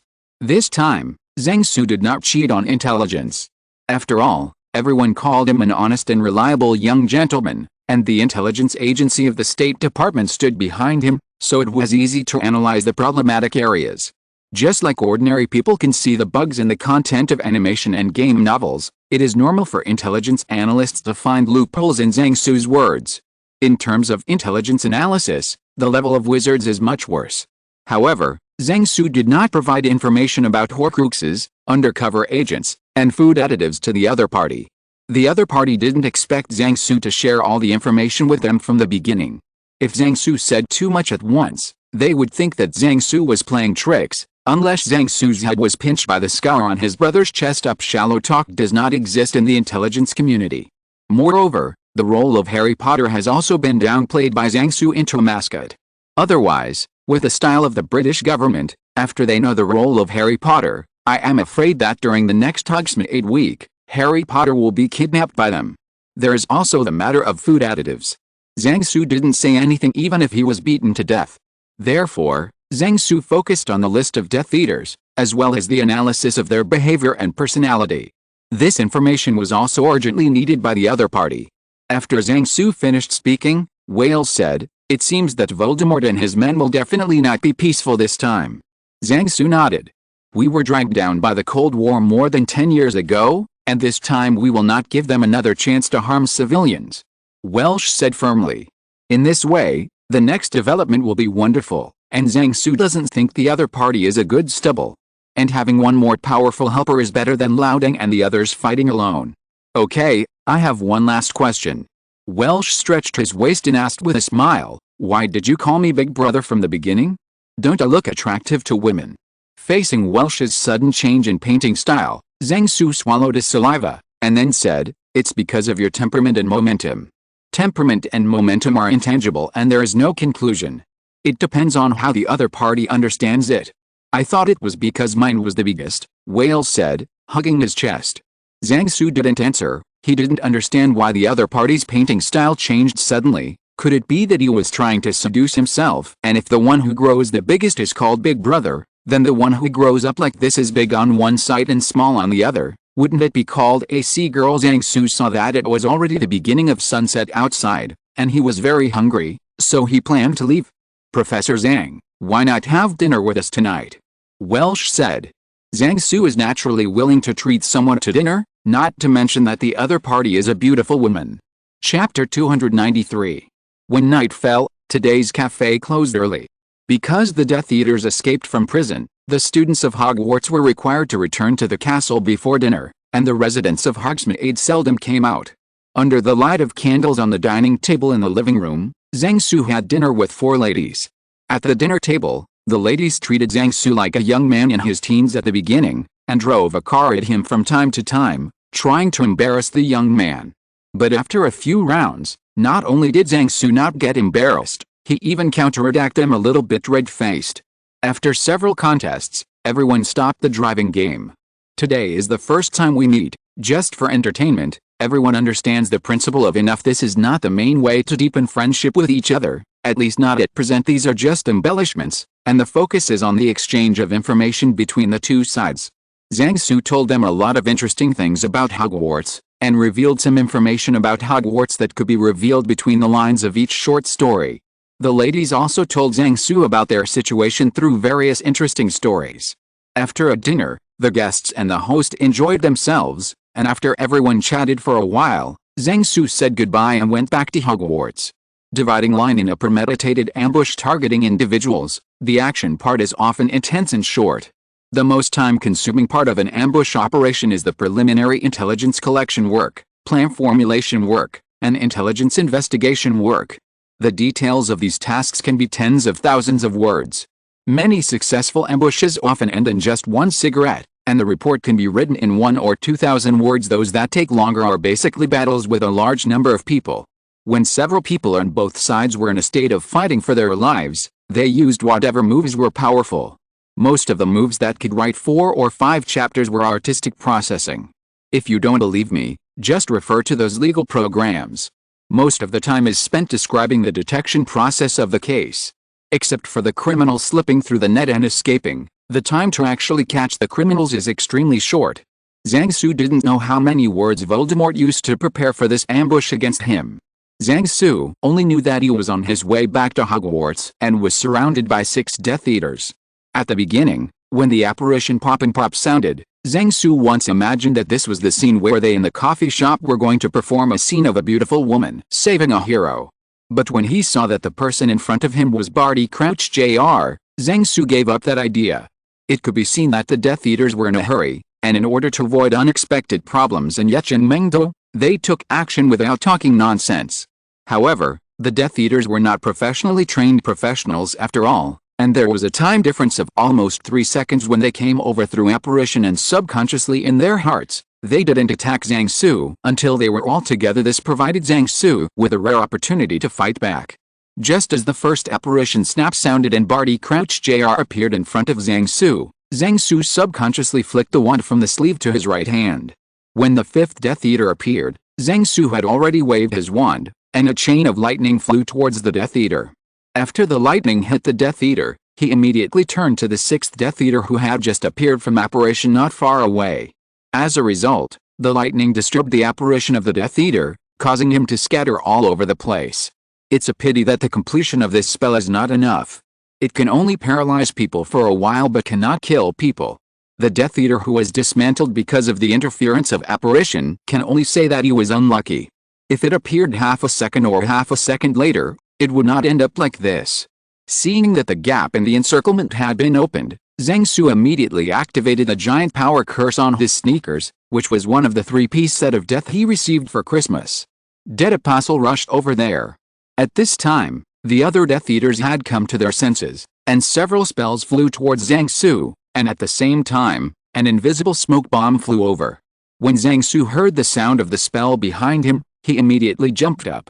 Under the action of the Reaper sneakers, he jumped to a height of nearly 2 meters, and 3 spells passed under him. When Zhang Su landed, he landed right next to the 5th Death Eater who appeared, and before he could react, he slashed out with a dagger in his left hand, and slashed open the dagger that had been coated with a basilisk venom from the previous year the opponent's shoulder. At this time, the stealth smoke bomb exploded behind Zhang Su, plunged Zhang Su into darkness. In the darkness, Zhang Su didn't panic, put away his dagger while walking around the snake, threw a smoke grenade, and then used transfiguration to turn a stone on the ground into a stone man similar to himself and continued to mess around in the smoke. Run, and then immediately took out a flying sword and flew into the air. The 4 Death Eaters holding the Hand of Glory originally thought they could blind Zhang Su with an invisibility smoke grenade, but Zhang Su retaliated in the same way. The light from the candle on the Hand of Glory could not penetrate the smoke from the smoke grenade. Zhang Su, who was in the air, rushed out of the range of the stealth smoke grenade, took out a grenade and pulled the string, counted silently for 2 seconds, and then threw it towards a place where the sound of spells sounded. The place where the Death Eaters chose to ambush Zhang Su was on the road from Hogsmeade to Hogwarts. For fear of being discovered by Dumbledore, the ambush point was far away from Hogwarts, not far from Hogsmeade. The detonation of the grenade spread a long distance in the quiet night sky. From the appearance of the Death Eaters to the present, just over half a minute had passed, and half of the 6 Death Eaters had fallen. A few seconds later, the sound of a parading in the air sounded again, and 4 ladies from the redacted, Yingbuki Forebode redacted, interesting cafe appeared near the scene. The smoke from the smoke bombs of Zhang Su and the Death Eaters was blown away a little by the shock wave of the grenade. Except for 1 Death Eater lying on the ground whose life and death were unknown, the other Death Eaters were still in the smoke. Seeing the arrival of reinforcements, Zhang Su immediately told them the situation on the scene through voice transmission. After getting information from Zhang Su, the 4 of them divided into 2 groups. Hood took Nelson, Welsh took Rodney, and Zhang Su floating in the air, faintly surrounded the Death Eaters in the smoke. After blowing all the smoke away with a gust of wind, the 3 Death Eaters with a Hand of Glory found themselves surrounded. Chapter 294 The reason why I forgot to go back to school is. The Death Eaters were surprised when they first saw the 4 beauties. But when the beauties raised their wands and cast spells at them, no matter how stupid the Death Eater was, he knew that the other party was the enemy. At first, the Death Eaters thought that the other party was just a good citizen passing by, and they could be easily dealt with. But as soon as they fought, the Death Eaters were suppressed by the powerful firepower of the 4 ladies. Zhang Su noticed that the spells they used were a little rough, but they were powerful. If they dealt with them with common sense, they would definitely suffer. Especially Nelson and Rodney, whose wands shot 2 spells at the same time against common sense from time to time, beating the Death Eaters scrambling. In less than 2 minutes, 2 unknown Death Eaters fell to the ground and died from curses, and Barty Crouch Jr. was also knocked unconscious by a sudden swoon from Zhang Su. Just as Zhang Su tied up Barty Crouch Jr., the 4 ladies who had inspected the battlefield had already gathered. One over there is scattered, and it can't be put together anymore. Hood said, the other one must have been poisoned, and it's completely cold. Wales looked at Zhang Su and said, the man over there was obviously killed by a grenade, with steel balls all over his head and waist. I think the British customs will definitely not allow some dangerous goods to enter. Zhang Su with cold sweat on his face pointed to Barty Crouch Jr. on the ground and said, this is Barty Crouch Jr., Voldemort's loyal subordinate, and I will give it to you. Wales nodded in satisfaction, grabbed Barty Crouch Jr. and left with an apparition. In order to prevent the other party from pursuing the contraband on him, Zhang Su resolutely handed Barty Crouch Jr. to them. Presumably, the people behind them also need someone who is familiar with Voldemort and the Death Eaters. A few minutes later, when Zhang Su pretended to be tender and asked Nelson and Rodney about their magic to shoot 2 spells at once with a wand, Wales came back. Don't you know that it's disgusting to pretend to be young? Hood said to Zhang Su in disgust. Then Zhang Su squatted aside and drew circles. It was more than 10 minutes since the battle ended. Zhang Su and the four beauties had already matched their calibers, and the orders from the Ministry of Magic were late in arriving. I'm Zhang Su from Hogwarts. Everyone, don't be nervous, the Death Eaters have all been killed. Zhang Su waved and shouted at Kingsley Shacklebolt among the Aurors. After Kingsley Shacklebolt confirmed Zhang Su's identity, the Aurors, who were startled by the scene of 5 corpses when they appeared, put away their wands. Next, after the Aurors surveyed the crime scene, they began to ask the 5 parties about the incident. However, in front of Zhang Su, only Tonks was taking notes for him with a smirk on his face, while the other male Aurors were rushing to take notes for the 4 ladies. As a result of the transcript, the 4 male Aurors who won the competition and Twinks took Zhang Su and the 5 of them to the coffee shop to continue making detailed transcripts, while the losers were on the spot to dispose of the corpses of the Death Eaters. On the way, Zhang Su asked Twinks quietly through voice transmission if Dumbledore had been informed of what happened just now, and Twinks nodded lightly. You mean, you've been with Ms. Wales on the 2nd floor of the cafe since this morning? In the coffee shop, Tonks was holding a piece of parchment and a quill to ask questions. During dinner tonight, Welsh announced that her public name in Hogsmeade was Welsh, which made Zhang Su feel stuck in his throat and didn't know how to vomit. Seeing Twink's gossiping expression, Zhang Su said speechlessly, "Yes, we have been talking until dinner time. It's really just a conversation." Tonks said quietly to Zhang Su, "If there is anything else you can tell me, I won't record it." "Of course there are other things besides talking," Zhang Su said with a happy expression. "What is it?" Tonks asked hastily. "We still." Zhang Su put it off on purpose. And Twinks almost had "tell me soon" written on his face. "We also drank 3 pots of black tea, ate a few sandwiches, and some cookies and finger biscuits," Zhang Su said solemnly. Zhang Su's answer earned Tonks a disdainful look. "You guys, what were they talking about?" Tonks asked again. "Of course it's the customs of our country," Zhang Su replied. "Don't you think it's what you talked about when you and Lupin were together? I heard that you and Lupin even thought about the child's name." Tonks blushed at first, and then said viciously, "Damn Blake, he even told others about this. Ah, you guys really have already thought up the name of the child. Could it be Teddy?" Zhang Su said in a broken voice. If it weren't for the crowds in the coffee shop, Tonks would definitely beat Zhang Su up. While Zhang Su was gossiping about Tonks, the Aurors who were taking notes for the other 4 women all turned their heads and gave Zhang Su a look. According to the layout of the cafe, the 1st floor is the public space, while the 2nd floor is the private space for the ladies. Aurors are men with successful careers, and the few beautiful and mature ladies in front of them are naturally their most sought-after goals. As a result, Zhang Su, a young man, did something that made them jealous and envious, and made them want to shout, "Let go of that child, let me do it." After seeing the eyes of those Aurors looking at him, Zhang Su felt that Aurors would provide a large part of the turnover of this coffee shop in the future. "So when did you talk about it on the 2nd floor?" Tonks continued to ask. "Until dinner time, we will have dinner together," Zhang Su replied. At this time, ginger and fish cakes came out from nowhere and jumped onto Zhang Su's lap, making Zhang Su hastily take out the dried fish and feed them. "And after dinner?" Tonks asked while writing on the parchment. "We chatted for a while after dinner, and then we went out for a walk together. The ladies wanted to get acquainted with the surroundings of Hogsmeade, and I returned to Hogwarts on the way," Zhang Su replied. "Then you were attacked by a dark wizard on the road?" Tonks asked. "Yes," Zhang Su replied. "Just after we left Hogsmeade, we were surrounded by 6 dark wizards who suddenly appeared. Later you defeated all the dark wizards." Tonks asked suspiciously, "Are you very strong?" Tonks saw the scene just now, and the 5 dark wizards died immediately. Even if it was 5 Aurors, it was not easy to do so. "I finally defeated them all, but one escaped in the end," Zhang Su said. "I have this strength because the professors at Hogwarts teach well." "Oh, I'm glad you can say that, Mr. Zhang." At this moment a cold voice came from the door of the coffee shop, "But I don't remember ever teaching you to stay at Hogwarts after the stipulated return time outside." Zhang Su wanted to run away now, because he saw Professor McGonagall coming to the coffee shop. At this moment, Professor McGonagall's face was as cold as Snape's. "For this, you will be deducted 50 points. Professor McGonagall gave Zhang Su a verdict. Zhang Su shrank his neck and said nothing. It is true that he can use the privilege of a professor, but it is not a problem for the vice principal to use his student status to deduct his points. In the past, The professors ignored Zhang Su's illegal operations, thinking that he was using the power of the professor.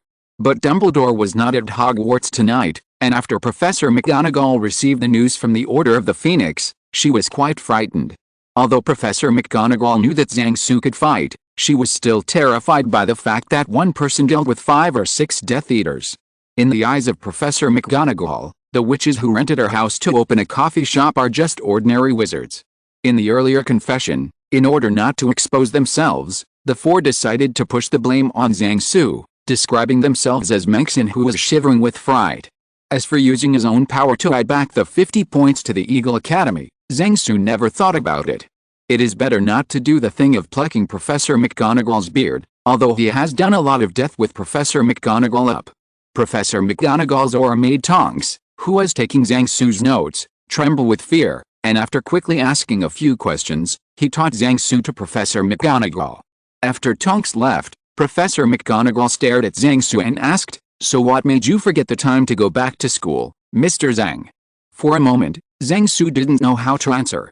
In a hurry, he picked up the ginger and fish cakes that were still lying on his lap, and held them in front of Professor McGonagall. Chapter 295 Information from Undercover. When walking out of the coffee shop, Zhang Su saw a person walking towards the coffee shop from a distance. If Zhang Su was not mistaken, that person should be Rita Skeeter. As a Western reporter who can run no slower than Xiao, it is the big news that she will not show up in Hogsmeade after the big news tonight. It's just that Zhang Su has been receiving criticism and education from Professor McGonagall, so he can't go over to greet her, so Zhang Su is afraid that the other party will write some shocking news. From walking out of the coffee shop to returning to Hogwarts Castle, Professor McGonagall kept educating Zhang Su along the way, allowing Zhang Su to learn a lot of ways to criticize students. Silent all night. On the next Sunday, Zhang Su slept until lunchtime. When Zhang Su walked into the cafeteria, the chattering cafeteria suddenly became quiet. A few seconds later, a louder discussion sounded, and Zhang Su could tell from the eyes of the students that he was the focus of everyone's attention. The inexplicable Zhang Su sat in his usual position, but the students around him kept winking at him, a few boys gave him a thumbs up, let alone, and a few girls looked at him with a smile on their face. All are shining stars. Zhang Su, who was not sure about the situation, could only ask his relatives and friends for help, but in the end it was his end again. In the end, a kind person handed Zhang Su a copy of the Daily Prophet, which made him understand the reason. The title of the headline on the front page of the Daily Prophet is translated into Chinese as Death Eaters Attack Hogsmeade at Night. Mr. Zhang stands up as a hero to save the beauty. Reporter, Rita Skeeter. There's a picture at the beginning, and the content is all edited. Just by looking at the title, Zhang Su knows what is written in this report. The matter has come to this point, and there is nothing good to do. Now almost all wizards in Britain know that he protected 4 ladies and eliminated 5 dark wizards who escaped from Azkaban. It is estimated that the Ministry of Magic's bonus will come soon. After Rita Skeeter made this incident a big deal, the Ministry of Magic can no longer pretend to be blind. However, the report did not mention that these dark wizards had joined the Death Eaters. Although they had the unique marks of the Death Eaters on their hands, the report did not mention a word. It is estimated that Fudge suppressed this matter. After Zhang Su gritted his teeth and read the report, he looked at Zhang Chu flatteringly. After signing a series of unequal treaties, Zhang Chu promised not to tell Fu Rong about it. After eating and drinking, Zhang Su came to the principal's office. He still had to discuss some matters with the principal. As a result, the stone statue guarding the gate told him that the principal hadn't come back yet. Zhang Su turned to the basement again and found that Snape was not in his office either.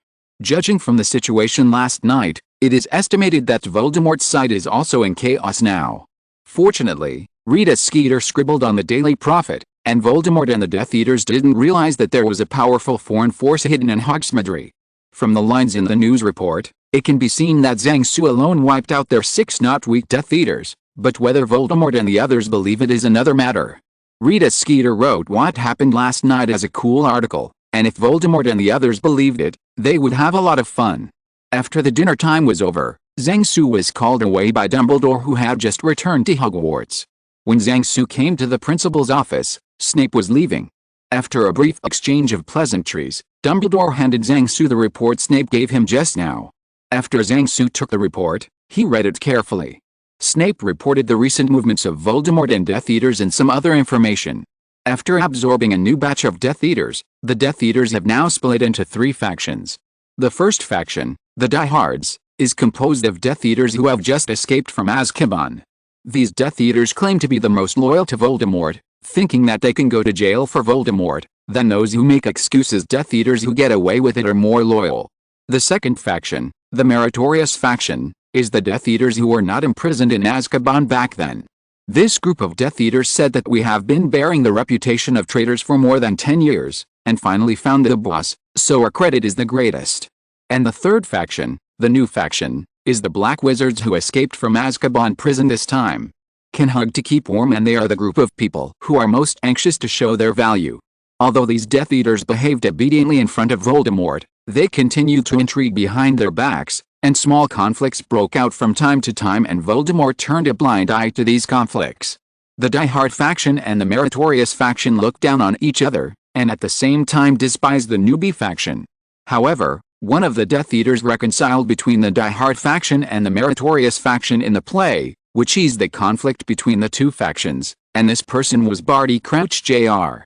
From the point of view of the Diehards, Barty Crouch Jr. was in prison with them back then, and it was his ability to escape, so they regarded him as one of their own. The Meritorious faction was reconnected by Barty Crouch Jr. after meeting Voldemort, and he was the leader of the Meritorious faction. With him as a double-faced person, there is not much conflict between the Die-Hard faction and the Meritorious faction for a while. From the Death Eaters who returned from Azkaban, Voldemort knew that his ancestral ring had fallen into Zhang Su's hands. But Voldemort didn't respond to this, and just asked Snape to strengthen the surveillance of Zhang Su. But now the friendly atmosphere of the Die-Hard faction, the Meritorious faction, and the cute new faction is all maintained by Zhang Su. Both the Die-Hard faction and the Meritorious faction were cheated a lot of money by Zhang Su, who is their common enemy, while the newbie faction wanted to use Zhang Su as a vote to vent their anger on the veterans. So when discussing the issue of dealing with Zhang Su, the 3 factions were in perfect harmony. The ambush against Zhang Su last night was strongly advocated by the new factions. Voldemort was non-committal about it and let them figure it out. And Barty Crouch Jr. acted with him in order to avenge his arrest. As a result, during this operation, 5 new Death Eaters died on the spot, 1 veteran Death Eater disappeared, and Zhang Su was safe and sound. This shocked the Death Eaters, but Voldemort's expression of emotional stability left the Death Eaters scratching their heads. Not only the Death Eaters were confused, but Zhang Su also agreed. Last night Zhang Su thought that Voldemort had mobilized a group of elites to ambush him, and he was ready to fight Snape head-on. As a result, except for Barty Crouch Jr., the other Death Eaters were not too strong. After reading the information in his hand, Zhang Su told Dumbledore about the battle last night. In addition, Zhang Su also mentioned the coffee shop and the speculation about the identity behind the coffee shop, which made Dumbledore focus like never before. Dumbledore naturally knew what the appearance of this coffee shop meant, so he couldn't help but get nervous. After telling Dumbledore about yesterday's experience, Zhang Su left. For that coffee shop, Zhang Su believes that Dumbledore will make a proper choice. Chapter 296 Education Order Large Wholesale. Not long after leaving Dumbledore's office, Zhang Su met Percy in the corridor. Is the mysterious man really back? Percy asked in a deep voice. Zhang Su nodded and replied, yes. Percy looked down at the ground and meditated for a few minutes, while Zhang Su stood there and watched him quietly. Then Percy looked up, turned away without saying anything. After Percy turned around the corner of the corridor and disappeared, Zhang Su also walked towards his dormitory. For a sane man like Percy, facts often speak louder than words. At the beginning of the school year, Zhang Su once persuaded Percy overnight, but Percy only believed to a certain extent. At the time Percy was still thinking that the Death Eaters were just getting together and making trouble like at the Quidditch World Cup or a war against some group of 3 dark wizards who have no clue so far, instead of Voldemort's return. In a short period of time, Azkaban escaped, Hogwarts was attacked and Zhang Su was ambushed. If Percy still couldn't figure out the reason behind this, he could kill himself with a piece of jelly. Now Zhang Su is also very curious about how Percy should choose next. But before Zhang Su could figure it out, he was almost blocked by Harry's trio. Recently, Harry seemed to have something to say to Zhang Su, and Zhang Su estimated that, % of the matter had something to do with Snape, so Zhang Su didn't bother to talk about it, and avoided it if he could, and hung up a block when he was in the office. Do not disturb at work sign and lock the door. Although Harry has the Marauder's map, Zhang Su's improved Horcrux detector is set to detect Harry, which allows Zhang Su to avoid Harry every time even if blocked. He can use polymorph to become a bird and fly away from the corridor window. Another reason why Zhang Su didn't want to see Harry was actually the same as Dumbledore's reason why he didn't want to see Harry these days. He was worried that Harry and Voldemort would have a sympathetic connection again. The less such links the better. Walking down the stairs to the professor's bathroom, bypassing Harry, he went to take a bath, and Zhang Su went back to the dormitory to sleep. When it was time for breakfast the next Monday morning, the atmosphere in the cafeteria was a bit weird. The students kept looking around while eating breakfast, as if looking for something, and then looked at Percy sitting on the professor's chair. While eating the bread, Zhang Chu said to Zhang Su with a smile on his face, "This is all a good thing you did." Zhang Su also took a piece of bread and was spreading jam on it. After hearing Zhang Chu's words, he called out to Xianghua, and he said, "It can't be blamed on me and Furin. Before us, this incident happened in Hogwarts. It's not uncommon, but you two are the ones who made this matter popular and daily." Zhang Chu glanced at Zhang Su and said, "Before you did this, such things only happened occasionally. Later, the two of you took the lead, so that we will see each other every day. Sometimes Gabriel is right next to you, and you are not afraid to teach Gabriel badly. Don't make it seem like only the two of us have done this. You and Cedric were not the same before," Zhang Su said with a funny face. Zhang Chu replied coldly. "Speaking of which, Percy just forbids the students to talk to each other, but I should be fine as a professor." Zhang Su said thoughtfully, "Why don't we try?" The answer to Zhang Su was a three-shot elbow. The background of the conversation between the two aunts and nephews of the Zhang family was Educational Order Number 20 No. Issued by Senior Investigator Percy Weasley early this morning, prohibiting students from feeding each other. When Zhang Su saw this education order on the bulletin board this morning, he thought it was because his sleeping position was wrong and he had a very real dream. After pinching the passing Neville to make sure it wasn't a dream, Zhang Su was stunned. Zhang Su has been committed to helping Hogwarts singles get out of singles for many years, and now the proportion of couples on campus has increased significantly. During the last school year's Triwizard Tournament, Zhang Su and Fu Rong sometimes threw food and dog food in the cafeteria, and then a group of people began to follow suit. As soon as Percy's education order came out this morning, the entire Hogwarts students were stunned. However, the students didn't dare to try this weird education order easily, which made the atmosphere in the cafeteria a bit weird. At the end of the breakfast, two warriors who dared to challenge the education order appeared. It's just that the result of the challenge was that Fred and George each got 10 points. Just when the students hadn't recovered from the education order, on Tuesday morning, a new education order shocked the students even more. Fortunately, Cedric graduated, Zhang Su said to Zhang Chu while eating breakfast, "Otherwise you two will definitely be deducted a lot of points." "What is Percy trying to do?" Zhang Chu frowned and said, "Could it be that he broke up with his girlfriend?" "That's right," Zhang Su said, "he broke up with Pinello not long ago." "No wonder," Zhang Chu said, "but if he does this, is he going to burn all the lovers to death in the end?" Zhang Su shrugged, shrugging, "I don't know if Percy will approve my application to form a FFF group now." The education order issued by Percy this morning is number 20 Education Order No. Prohibit the distance between boys and girls from less than 6 inches. Later, the twin brothers of the Weasley family didn't eat much for breakfast and lunch, and they didn't know what to do. When class was in the afternoon, many boys and girls had a ruler floating between them. When the shortest distance between any part of them violated the regulations, the ruler would fly over, and then a point deduction for being too close would be issued sound. This voice was the voice of Percy that the twins found Zhang Su to imitate with a bow tie of the voice-changing charm, one of the 3-piece suits of death, at noon. In order to thank Zhang Su for his help, the twins planned to sell such a ruler to Zhang Su at half price, but Zhang Su refused on the grounds that I was a professor and I was not afraid. However, in potions class in the afternoon, the classroom of potions class was filled with Percy's voice. After all, there were too many opportunities for two students to get close to each other in potions class, and sometimes it was against the rules to take a simultaneous potion ingredient. This made Snape furious, and asked the students to put the thing away during class. By Wednesday morning, students crowded in front of the bulletin board early in the morning to see what the senior investigator was up to today. When it was time to eat breakfast, Zhang's aunt and nephew continued to explain.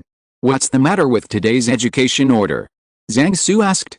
After dinner yesterday, Zhang Su went back to the office to study the 5-year college entrance examination and the 3-year simulation.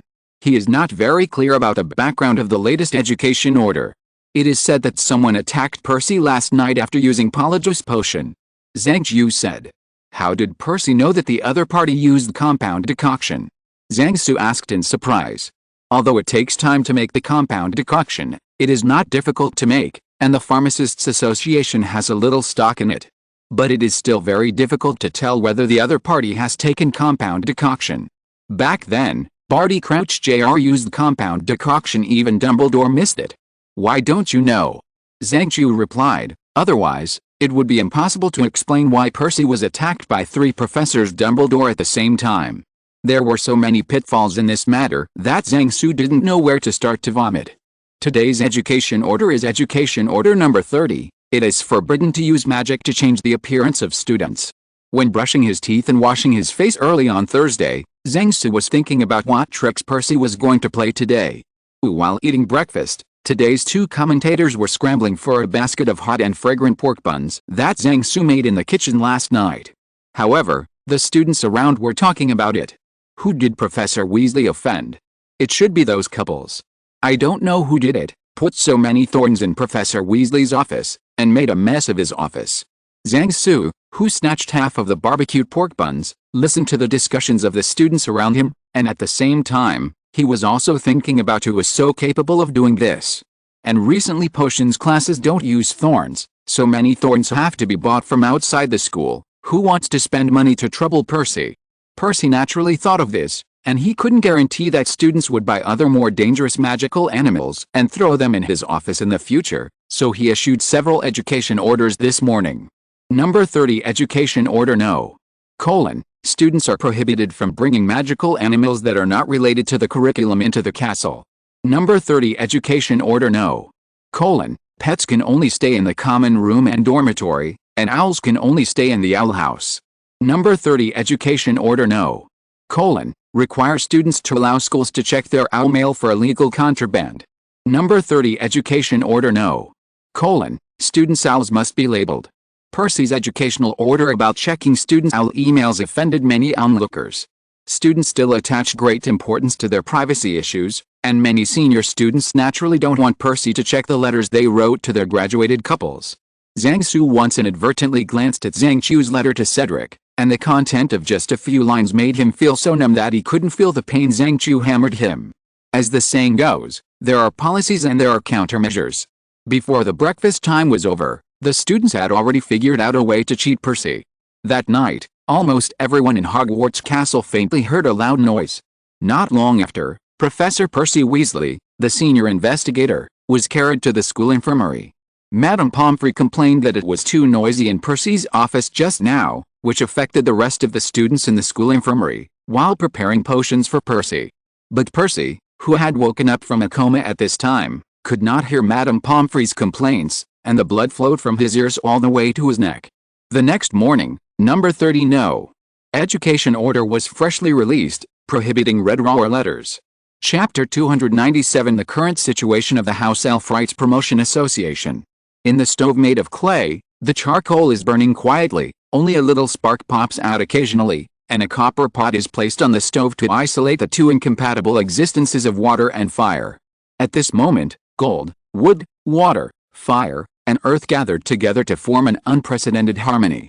Mutton, lamb leg bones, fragrant leaves, star anise, pepper, amomum, cinnamon, grass fruit, fennel, ginger and other materials have been worked together for more than 2 hours, exuding a strong aroma. After adding sliced sun mushrooms, small puff mushrooms and walking mushrooms, the aroma in the air suddenly changed, and the original strong aroma immediately became a little more fresh from the night. The Scottish Highlands are still cold at the end of January, and mushroom and lamb hot pot is the best choice nowadays. The moment when the lid of the pot is lifted is the best way to understand the beauty of the slow simmering cauldron, emitting white smoke and bursts of fragrance. It truly understands the liquid that enters people's mouths, the feeling of fascination and blurred will. A magical power. Zhang Su filled a large bowl with soup and meat, and respectfully placed it in front of Scarlet, who was sitting across the table. Scarlet, who was still angry with Zhang Su, just glared at him, pushed a bowl of mutton in front of him, took the copper pot off the charcoal stove and put it in front of him, and started to eat by himself. Zhang Su scratched the back of his head helplessly, and could only pick up the spoon and silently start a war with a bowl of mutton in front of him. During the period, Zhang Su wanted to stir up the topic several times, but Scarlet didn't care what he said. He just regarded him as air, and just concentrated on eating the mutton and mushrooms in the pot. When the three of Harry walked into the kitchen, they saw that Scarlet was holding up the copper pot and drinking all the soup in it, then put the empty copper pot on the table and wiped it. "Wipe your mouth and get up to leave." The Harry trio standing by the door immediately stepped aside consciously, making way for Professor Scarlet. As the trio, who are very familiar with Zhang Su and Scarlet, they noticed the abnormality between the two of them early on. Not long after the end of the Christmas holiday, the two of them have never been in private again. Talked on the occasion. To be precise, Professor Scarlet didn't want to talk to Professor Zhang. Many students who love gossip have also discovered this, but they didn't go to the parties to ask what happened to them. When Harry's trio walked to Zhang Su's table, he found that the cloaks of Harry and the three of them were a bit dirty, and they all seemed to be shivering with cold. "You just came back from outside?" Zhang Su asked curiously. "Not long ago we found Grop a cave to live in, and tonight we're going to see how he's doing there," Harry replied. From the messy hair on their heads and the cold faces, it can be seen that the three of them passed by on broomsticks, and it is not a comfortable thing to fly in the sky at this time of year. Zhang Su nodded. He already knew about Grop living in a cave from the Centaur, and the Centaur tribe was quite satisfied with this solution. "I heard from the horse people about this," Zhang Su said to them. "They are very satisfied with it." "Hagrid also wants us to teach Grop English," said Hermione. "Thank you, Ellen." The house elf who had just brought hot drinks and cakes to Harry's trio was startled out of habit when Hermione thanked her, and then ran away. "Alan is a bit shy," Hermione said, "but he is a good brother, and he loves his sister as much as Ron. By the way, his sister's name is Annie." Zhang Su, Harry, and Ron looked at each other, and while picking up a piece of cake, they pretended to be very interested and listened to Hermione introducing them to the house elves in the Hogwarts kitchen. Harry didn't know until now that Hermione knew all the Hogwarts house elves. Ron knew that house elves also have brothers and sisters, and Zhang Su knew that house elves also have sister controlling and brother controlling. At this time, a house elf brought a bowl of mutton noodles to Zhang Su, and then ran away like Alan. Most of the pot of mutton just now went into Scarlet's stomach, and the bowl of Zhang Su's filling was not full at all. "That was Jason just now," Hermione continued excitedly. "He and Lee are the best house elves in Hogwarts. Jason and Lee can cook dishes from many places. They also have a good friend named Strange, but he has been a little bit wrong. He has been talking about the trolley on platform 9 of King's Cross Station. He said that he seems to have accidentally entered the platform and came by train. Hogwarts." Then Hermione suddenly turned to look at Harry and Ron, making them both startle. Hermione said to the two of them, "As the secretary and treasurer of the House Elf Rights Promotion Association, you should also pay more attention to and learn more about house elves." Next, when Hermione filed a complaint against Harry and Ron Cope against house elf slavery that was dismissed by the Ministry of Magic in 1973, Zhang Su ate noodles silently, and he didn't want to be involved at this time. Zhang Su had learned from Dobby a long time ago that after Hermione was taught a class by Zhang Su, she conducted a comprehensive investigation of the house elves in Hogwarts. Through Dobby's narration, Zhang Su brain made up the picture of Hermione with a notebook and a quill in one hand, and then catching a house elf in the kitchen and asking various questions.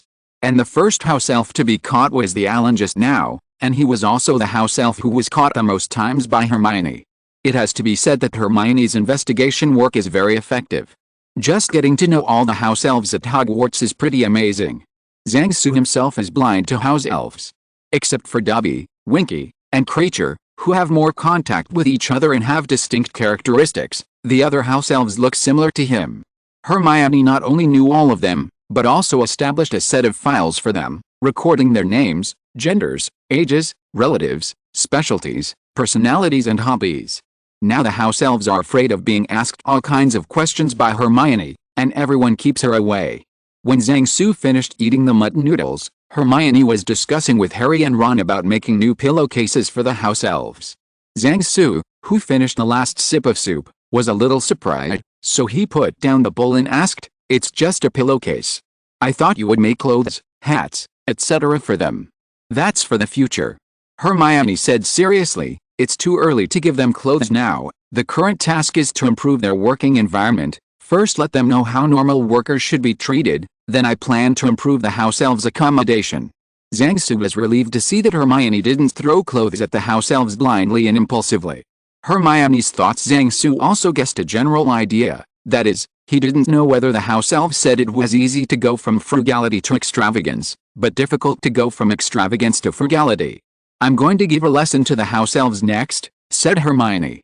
"As long as a small number of house elves can accept my education, then I have succeeded in the first step."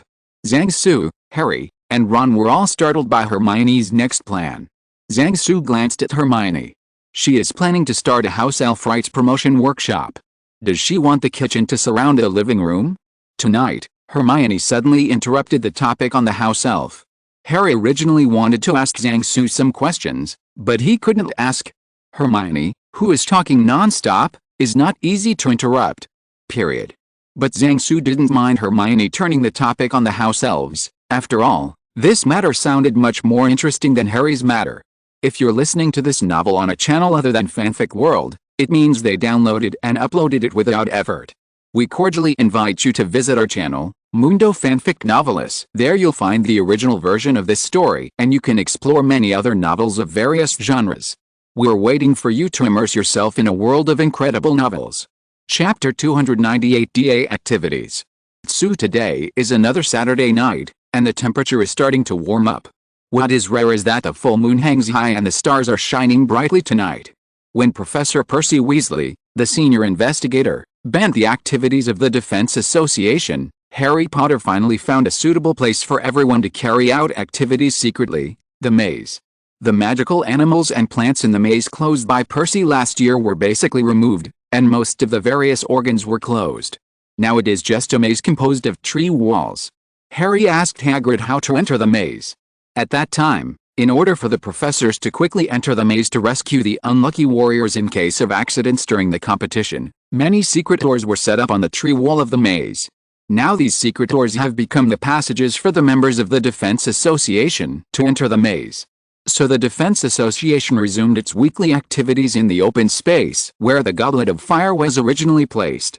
At the beginning of the establishment of the Defense Association, many people joined with different ideas, so in the past 2 years, there have been many lovers in the association. Now that Percy is a member of the FFF group, many lovers can only use the activities of the Defense Association to love each other. Now these lovers can only practice the spell together, while flirting with each other. Maybe they will come up with a set of spells similar to the Jade Girl Susan's sword technique. In addition to couples, there are naturally people who are practicing seriously, such as Harry and Neville. The two of them cursed each other very fiercely, and others looked as if they had a grudge against each other and were fighting. Period. While everyone was working hard to practice the spell, one person set up a charcoal stove and sat on a mazza to grill chicken skewers with mushrooms. The chicken thighs were boneless, cut into cubes and marinated with sauce the day before today. Wash the shiitake mushrooms and cut them open, then marinate them with black pepper for a while. Finally, the marinated chicken pieces and shiitake mushrooms are skewered, and after roasting on the charcoal fire for a while, the aroma is immediately fragrant. Members of the Defense Association condemned Mr. Zhang's behavior of poisoning in public at night, but Mr. Zhang threatened to beat anyone who disturbed his barbecue, which made a group of people dare not speak out. Professor Zhang himself is also very depressed. He originally planned to have a small barbecue on the balcony of the dormitory to improve his life. As a result, he had just prepared the main ingredients and was called away by Dumbledore before the fire was lit. "I am worried about the performance of some students recently," Dumbledore said to Zhang Su straight to the point. Hearing this, Zhang Su frowned like Dumbledore. "Which students are they?" Zhang Su asked. He has been paying attention to the dynamics of the students, but he has not found any students who are abnormal. Dumbledore handed Zhang Su a piece of parchment, and Zhang Su took it and saw that it was a list. The first place on the list is Harry Potter, the second is Neville Longbottom, and the third is Susan Burns. Seeing the first three names, Zhang Su made a little guess about it. Sure enough, Dumbledore said to Zhang Su, "These students all have family members who were poisoned by Voldemort or Death Eaters." Zhang Su nodded thoughtfully. Except for Neville's parents who were rescued, most of the family members of the other students were either dead or disabled. A while ago, when the Death Eaters escaped from prison, these students were indeed the ones who reacted the most, but there seems to be nothing unusual about them recently. It's the Defense Association. Dumbledore continued, "They have been practicing too hard in the Defense Association recently, and I'm worried that they will be hurt." If it was any other professor, it might be thought that Dumbledore was worried that the students would get hurt during practice. But Professor Zhang is different from other professors. According to the Division of Western Magic Circle, Professor Zhang is a serious black wizard. In addition, Zhang Su recently heard other professors complaining several times in the faculty lounge that many students wanted to ask them to sign and borrow books in the restricted area. So he quickly understood what Dumbledore was worried about. The three views of the current students are still not firm. If those students are pursuing the power of revenge, they will easily be tempted by the blindly powerful black magic, and thus embark on the road of black wizards. There is no psychological intervention treatment in the Western magic world. Once you fall into the underworld, it will be difficult to turn over. So Dumbledore was very worried that these students would go astray, so he asked Zhang Su to go to the Defense Association to keep an eye on it, and nip the tragedy at its infancy. So Zhang Su came to the maze with a full set of barbecue equipment, staring at the students on the list while grilling skewers. The kebab here is not as convenient as it is on the balcony of the dormitory. In addition to being careful not to burn it, you also have to block the curse that accidentally flies over from time to time. Zhang Su, who was eating skewers, kept observing the students on the list, and found that among the students present, they were the most serious. For example, Harry and Neville, both of them seemed to regard each other as Malfoy, and all kinds of spells BIU to each other mercilessly after being cast by the other party's spell. You don't take a break after undoing the spell, just stand up and continue practicing. The other students on the list are similar, but not as hard-working as these two. It may be that in the past few years, Hogwarts' almost annual major incidents have been solved by the students together, so these students' self-confidence has also increased, thinking that if they work hard like this, they will be able to avenge their hatred. Seeing the hard work of these students who can shout 30 years in Henan and 30 years in Hebei, don't bully the young and poor, Zhang Su realized that it seemed inappropriate for him to barbecue at the site at this time, so he quickly put the remaining meat on the skewers. It was all baked and then all eaten.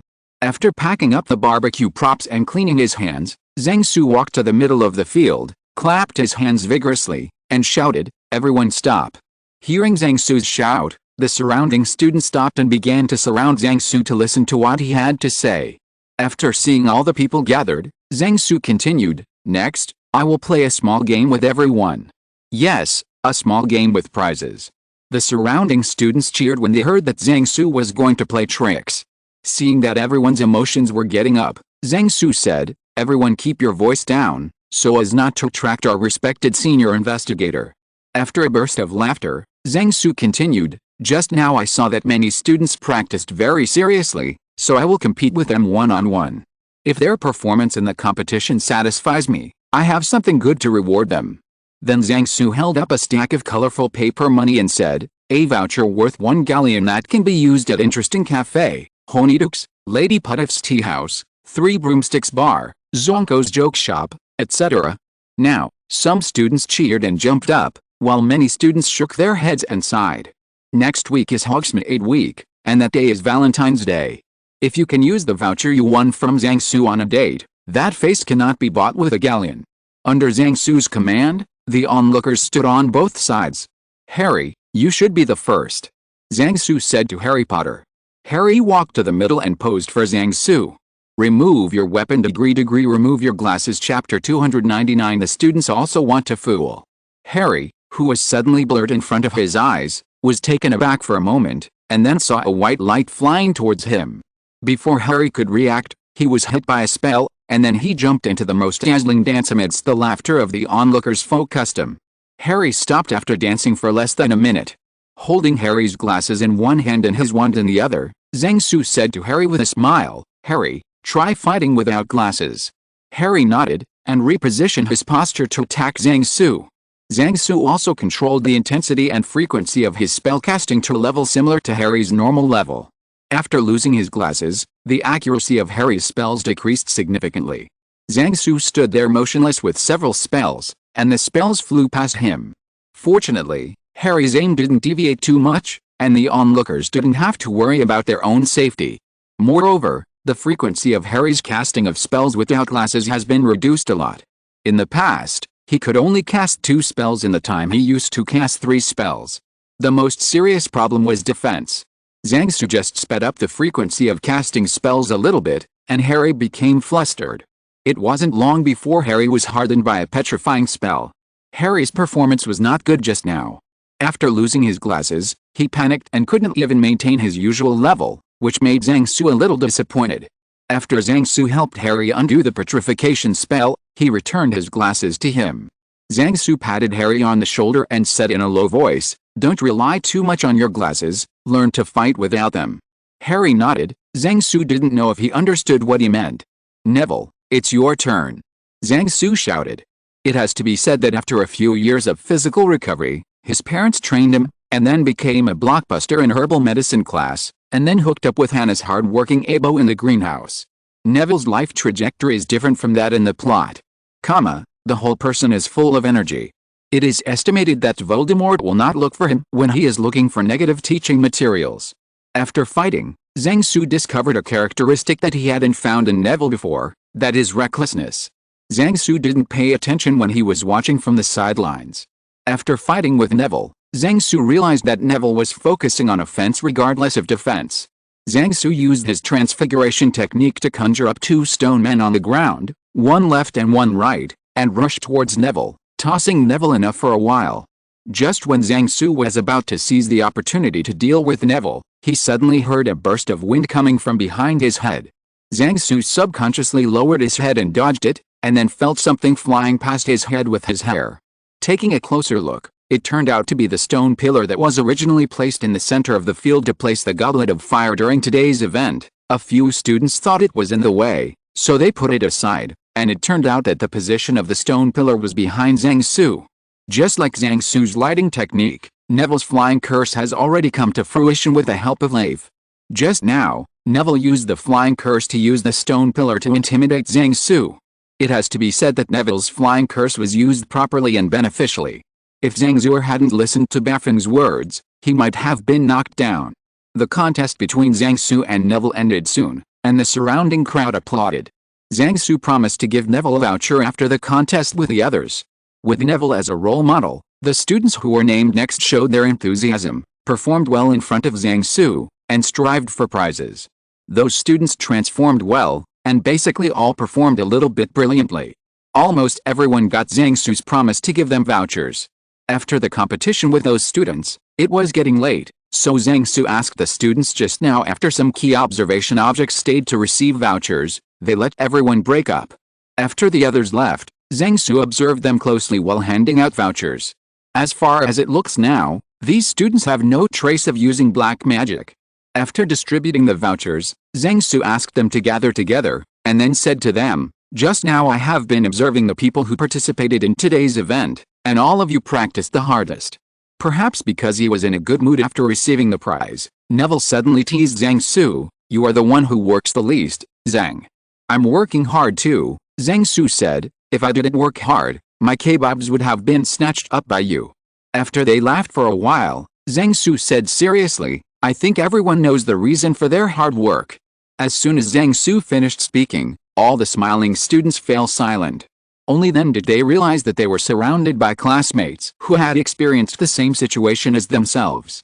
Zhang Su continued, "I think everyone has discovered by now that everyone has the same experience and the same goal. I think everyone is working hard for their own goals. However, there is one thing I must tell you." Zhang Su's face became serious, and those students also looked at Zhang Su quietly waiting for his next words. "I've heard from other professors that half of you have thought about the restricted section of the library. Don't think I don't know what some people are looking for in the restricted section. I've read all the books there. So my suggestion to everyone is, don't waste your energy in the restricted area. The books in the restricted area are not suitable for you. If you use the black magic of the restricted area rashly, You will embark on a path that leads to becoming like your enemies, and there is no possibility of turning back from this path. At this time, a third-grade student said, "Then how can we become stronger? Who knows what determines the strength of a wizard?" Zhang Su asked. "Magic. Curse. Wand." The students' answers were varied. Regarding their answers, Zhang Su naturally shook his head again and again. "Your answers are very one-sided. Magic power, spells and wands are not the fundamental factors that determine the strength of a wizard," Zhang Su said. "So what is it?" one student asked. "You need to find this answer by yourself," Zhang Su said. "There is no time limit. If you find the answer and tell me, I will reward you with a Hogsmeade store voucher of 10 galleons. After answering the students' questions according to the routine of the hot-blooded comics, Zhang Su turned around and left after announcing the dissolution. As for the vouchers, Dumbledore reimbursed them anyway, and Zhang Su became a money spreader. After being fooled like this, Zhang Su thought that these students would not want to practice black magic again for a long time. Zhang Su still had confidence in his prestige among the students, and his words would definitely attract their attention. Period. After walking out of the maze, Zhang Su, who stood by the tree wall and kept the secret door open, watched the students walking towards the castle while thinking, and suddenly thought of whether to organize these students who had hatred against Voldemort and the Death Eaters to form the Avengers. After all the students left, Zhang Su suddenly raised his head and said to the top of the tree wall, "Do you know what is the fundamental factor that determines the strength of a wizard, Percy?" No one answered Zhang Su's question at the top of the tree wall, but a crow flapped its wings a few times and flew away from the tree wall. Chapter 300 When Edgar Conan Met Emma Watson. February, Valentine's Day, is also Hogsmeade Week in February. Although Percy's recent education order has expanded the prohibition on the distance between boys and girls to 8 inches, this still can't stop Hogwarts from letting students spend the festive season with their significant other. Anyway, the education order is only valid in Hogwarts, not Hogsmeade. In Hogsmeade, don't say that the distance between boys and girls is within 8 inches. As long as you have the ability, you can keep the distance at a negative number. I'm talking about kissing, trying to crook myself. The school-age students who had finished breakfast headed to Hogsmeade one after another, and everyone kept talking about how to proceed with today's date, as well as a tragedy that happened last night. According to the Hogwarts Roadside Disclosure Agency, for some unknown reason last night, Professor Zhang and Professor Weasley had a conflict near the library. The two pulled out their wands and exchanged BIU spells. As a result, a curse accidentally hit Hermione Granger, who had just come out of the library, and when Hermione Granger fell down, the dazed Professor Zhang was hit by Professor Weasley's curse. Now both Zhang Su and Hermione can only spend Valentine's Day lying in the school infirmary. Last night and this morning, when their relatives and friends wanted to visit them in the school infirmary, Madame Pomfrey drove them out. The visiting relatives and friends could only see 2 humanoid mummies on the hospital bed. Just when the students of Hogwarts came to Hogsmeade Street decorated with a lot of red roses, a young man with yellow skin, black hair and black eyes, wearing a pair of black-rimmed glasses and a white. The fair-haired young woman walked into a dilapidated red telephone box on a bleak side street in London, and pressed 62,442. "Welcome to the Ministry of Magic, please state your name and business," a woman's indifferent voice said to the 2 people in the phone booth. The 20-year-old woman in the phone booth said, "This is Mr. Edgar Conan from the Foreign Affairs Bureau of the Japanese Ministry of Magic and his translator Emma Watson. We have made an appointment to visit the director of the International Magic Cooperation Department this morning, Mr. Mastigori. Just a while ago, because of his son's repeated accidents, Barty Crouch, the frustrated director of the Department of International Magical Cooperation, submitted his resignation to the Ministry of Magic. Fudge could only approve his resignation after trying to keep him to no avail. Then after some intrigue, Amos Diggory, the former director of the Department of Management and Control of Magical Beasts and the father of Zhang Su's future uncle Cedric Diggory, took the position of director of the International Magical Cooperation Department last week." "Thank you," said the woman's indifferent voice. "Guest, please pick up the badge and don't put it in front of your clothes." There was a sound like a coin falling, and 2 square silver badges with the words Edgar Conan, Visit and Emma Watson, Visit were dropped from the metal chute that should be used to withdraw coins slipped out. When the 2 people in the phone booth pinned the silver badge to their chests, the indifferent female voice in the phone booth sounded again. "Visitor of the Ministry of Magic, You need to be checked at the security checkpoint and register your wand. The checkpoint is at the end of the main hall. The ground of the phone booth trembled suddenly, leading the two of them slowly sinking into the ground. When the phone booth was plunged into darkness, Emma nervously grabbed Conan's arm beside her, and her whole body subconsciously pressed against it at the same time. Conan helped his black-rimmed glasses on the bridge of his nose, and then gently patted Emma's hands holding his arms, signaling him to relax. Feeling a little warmth from the back of her hand, Emma took a little courage from it and relaxed. Only then did she realize that she had already touched Conan's body at some point. After descending in the dark for nearly 1 minute, the elevator finally arrived. The two who had regained their mood left the elevator, and walked into a long and resplendent hall amidst the voice of the Ministry of Magic. Hopes you have a good day. The decoration and layout of the hall have not changed from before, so there is not much water. Because today is the weekend plus Valentine's Day, there is no one else in the Ministry of Magic except for those who need to be on duty and who volunteer to work overtime. After some inquiries, Conan and Emma came to the table under the security check sign. On the other side of the table sat a wizard in a peacock blue robe. Perhaps because there were very few visitors today, the wizard sat lazily on a chair, looking at the restaurant introduction in the Daily Prophet. Emma, who was the translator, walked up to the wizard and said to him, "Hello, we are here to visit Mr. Amos Diggory, Director of the Department of International Magical Cooperation." The wizard glanced at the two of them, and said lazily, "Come here." Emma pulled Conan, who pretended not to understand English, to the side of the wizard. The wizard held up a slender golden security device and scanned it from top to bottom in front of and behind the two of them. Emma squeezed Conan's hand nervously, and Conan squeezed it back lightly, and said to her through voice transmission, "Don't worry, he can check it out and count me as the loser." What Emma was worried about didn't happen, and the wizard put the security device back on the table after finding nothing unusual. "Wand," said the wizard, holding out his hand in front of the two of them. Emma took out her wand and said magic wand to Conan in Japanese. So Conan also took out his horse monkey stick, and handed it to the wizard with both hands. The wizard threw 2 wands on a wand testing machine, and the machine began to vibrate slightly. It wasn't long before the wand's result was printed on a narrow strip of parchment. 14 inches, vine wood, the core of the wand is the heart cord of a dragon, and it has been used for 9 years. Is that right? The wizard asked, looking at the test results of Emma's wand. Yes, Emma replied. The wand Emma uses today is a French-made wand provided by Conan, which is similar in length, material and core to the wand she usually uses. 11 inches, cherry wood, the core is the hair of an unknown magical animal. It has been used for 16 years. The wizard looked at another piece of parchment in his hand, and looked at Conan strangely. Emma explained to Conan, "This is a guest from Japan. They have been studying in magic school since they were 7 years old.